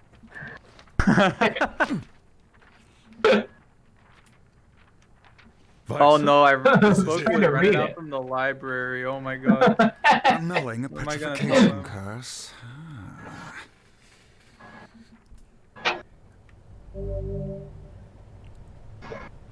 Read another grimoire. Ooh.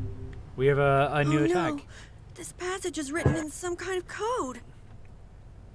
We went through all this trouble to find it, and now... Oh, look. Jeeves is back. Please allow me. Grimoire just starts screaming again. Oh god, it's like creepy butler. My efforts into He does kind of have like a cipher. Patrick Wilson like antagonist look to him. No matter how long it takes, I will not fail. Sebastian. Oh, his name's Ah, Sebastian. so the servant has a name after all. Zenzi Puff, don't worry. Automod is like very bizarre, and I feel like every stream I have turns into like a bunch of permitted terms having to be You added. think there? You know, there's levels of auto modding you can set. So you might have it. Maybe you could loosen it up a bit. I want to say that I had set it to the lowest one, but a thing I've noticed with Twitch is sometimes I'll set a setting and it'll only be like, okay, so you only wanted that for one stream, right? So I might have to reset it to just do that for all streams. Weird. Yikes.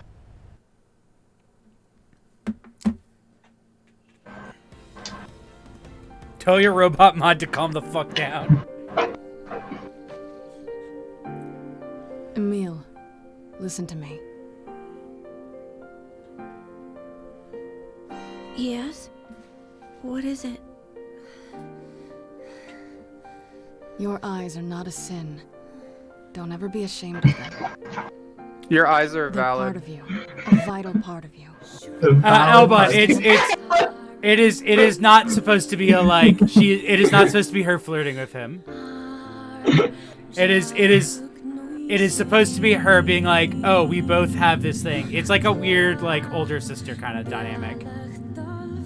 Not like weird in that way. It's weird in the like they have an older sister, younger brother dynamic because they both have like curses. Yeah, chat. It's not weird. Yeah. This arm, It's just a little lad I in found in my a emotions. bimbo underwear. It's got a different Get your energy head when out she of the has her gutter. tits and ass out. That's fair, but to be double fair, he can't see them. That my arm is alive. Right, he doesn't know just how weird this is. He has Yeah. no idea what she's wearing. He's like, she must be wearing some sort of armor because she's such a strong battle. She's just a strong warrior.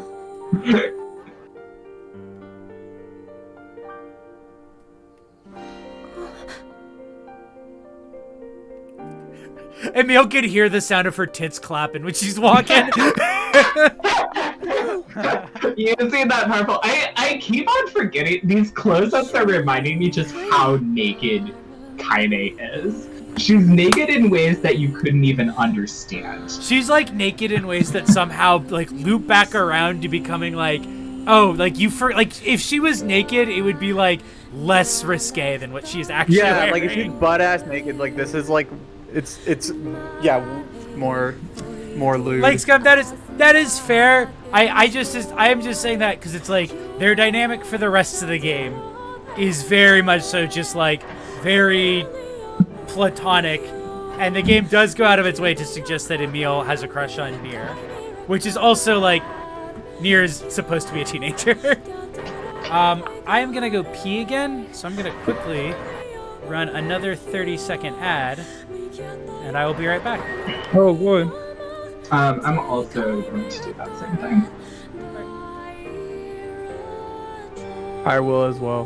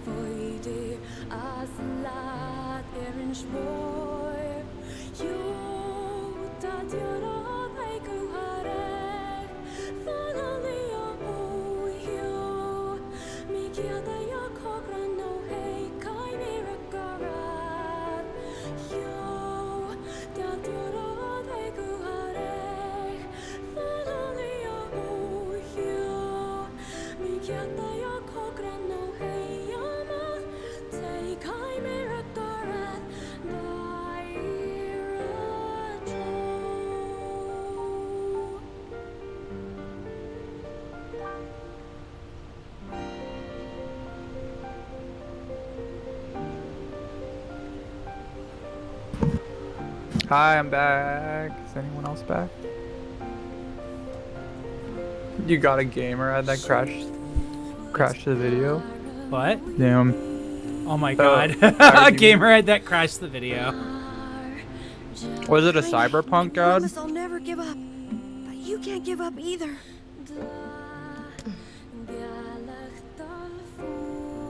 Well, we're off. Smoke me a kipper, I'll be back for breakfast. What is a kipper? That's like a fish, right? Bye. I think so. You should know. You're from Doesn't Seattle. have a lot of friends. Or I guess no, you're not Send from more Seattle. letters.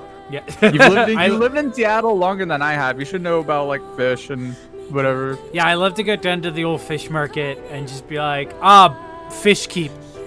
Pour me a tall glass of tuna or whatever. Oh, it means goodbye. Oh, kipper means family. Oh, I would be delighted, sir. it means goodbye. Oh, have a good night, Peppermint. For anyone who's taken off, as always, the VOD will be up. I don't know how much longer we'll be playing for. I thought that we were gonna. Hang in there. Next time we meet, perhaps I'll be able to look you in the eye. I thought that we were gonna be meeting Skeleton Emil, but that might be in a bit. I think that's in a bit. I mean, this would actually. We've been playing for a bit. I think this might actually be a good breaking point. Yeah, I would be down. Speak the truth. Just Oh wait, we got some more dialogue. I love that she calls him a book, pejoratively. We've got our hands on all the sealed book boxes. rude. And now all that remains is to find this Grimoire Noir. Oh, we'll find him. I know we will. Oh, so wait, is this where? Does somebody in the chat know? Oh, they turn on the color again. Is the well, this is where the design documents got passed off back to the guy who can do color. Do people in the chat know? Is this gonna be the part where after it, any side quests I haven't completed yet, I won't be able to do? Yeah, I feel like we're getting really close. Because I know we're approaching that. Because if so, I might save the game here tonight. And then I will look into it and I'll just do all the side quests off camera. Actually, I can chat. Do you want me to do the side quests on camera or off camera? I will say a vast majority of them involve just running around and buying things or harvesting things and bringing them to people. Yeah, I don't remember any of them being good. The only thing about it that's particularly compelling is that there is a guy who tells me, who like when you go up and take a side quest, he goes like, "Oh, are you the guy who'll do anything that people ask?" But that might even be after the point that we're coming up on. That old lady in the lighthouse is a real pain. I love that guy.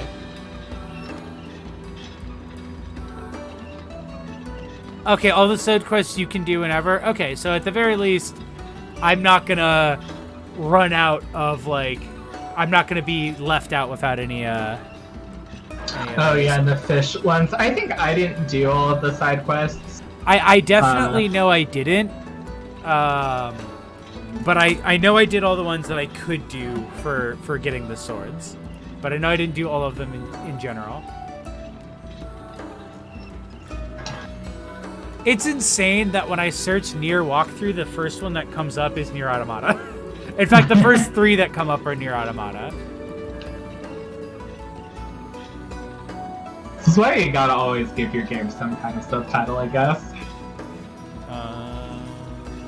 True. I'm just checking right now to see if this is the break point.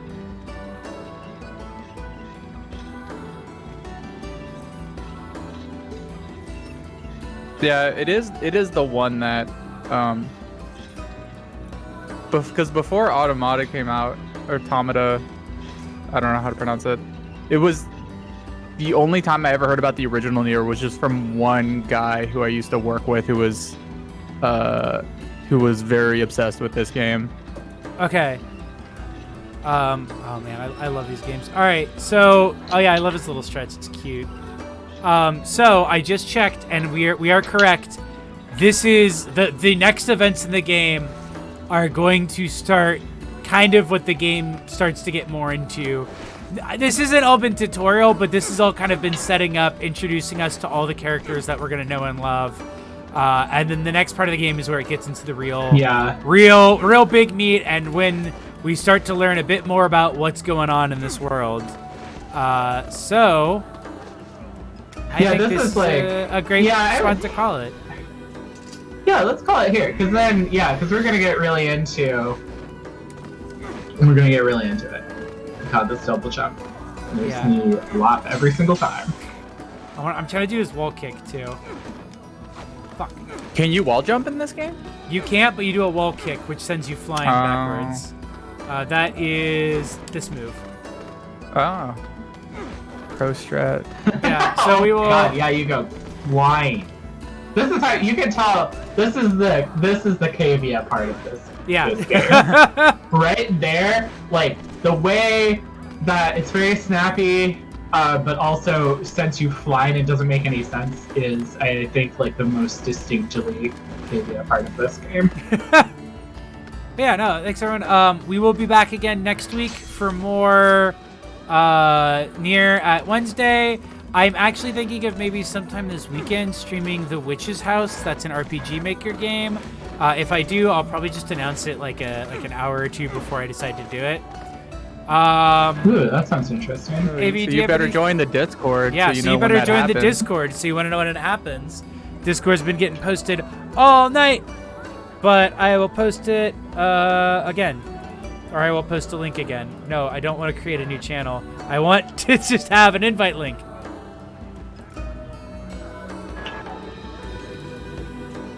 Yeah, no, of course. And you guys have anything to plug? Jams, I know you've got a big thing coming up.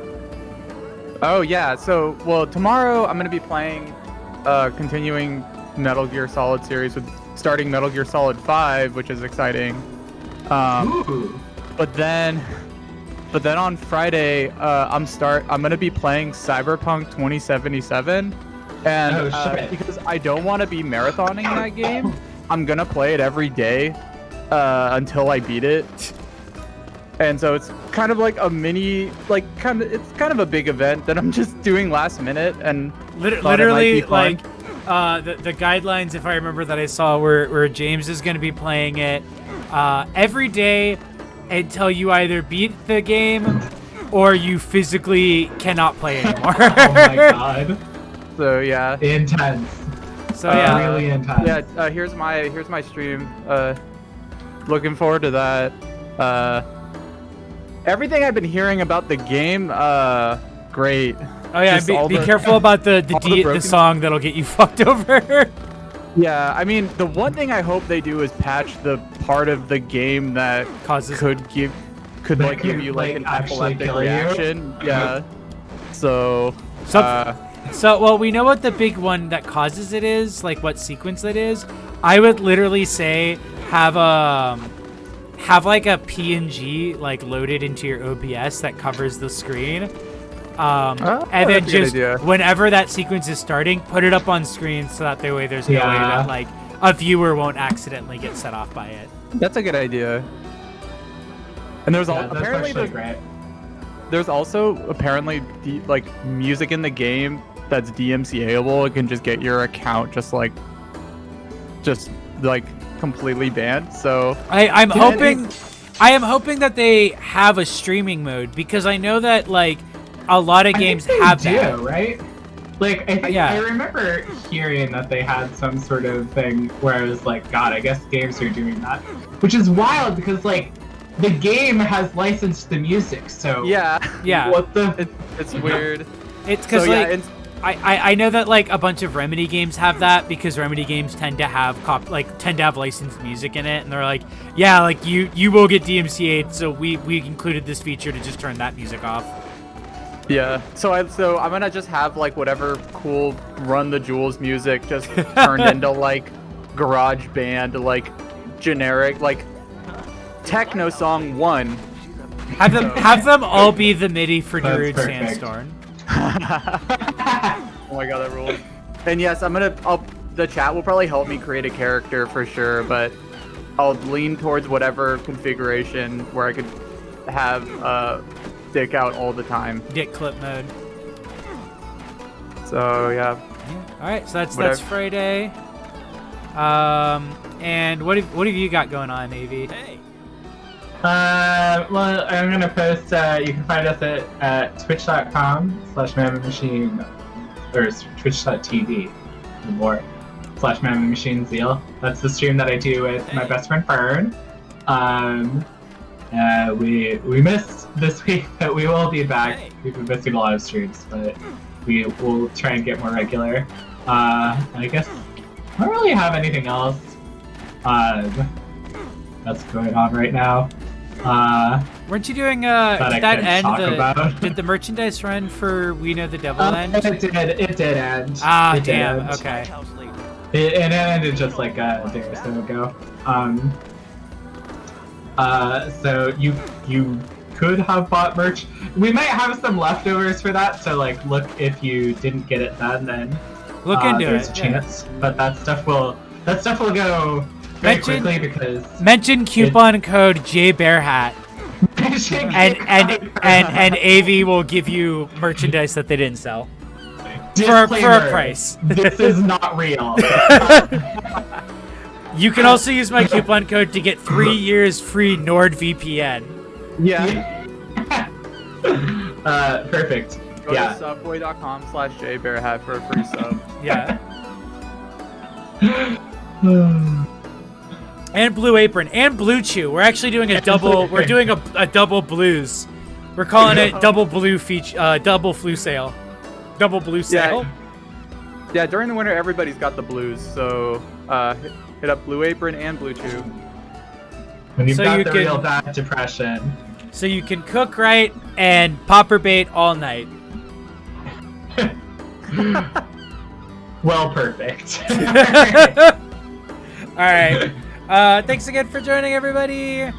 Yeah, good night, everyone. Bye. Good night. Bye. Look, I'm making a little character jump up and down. All right. Bye.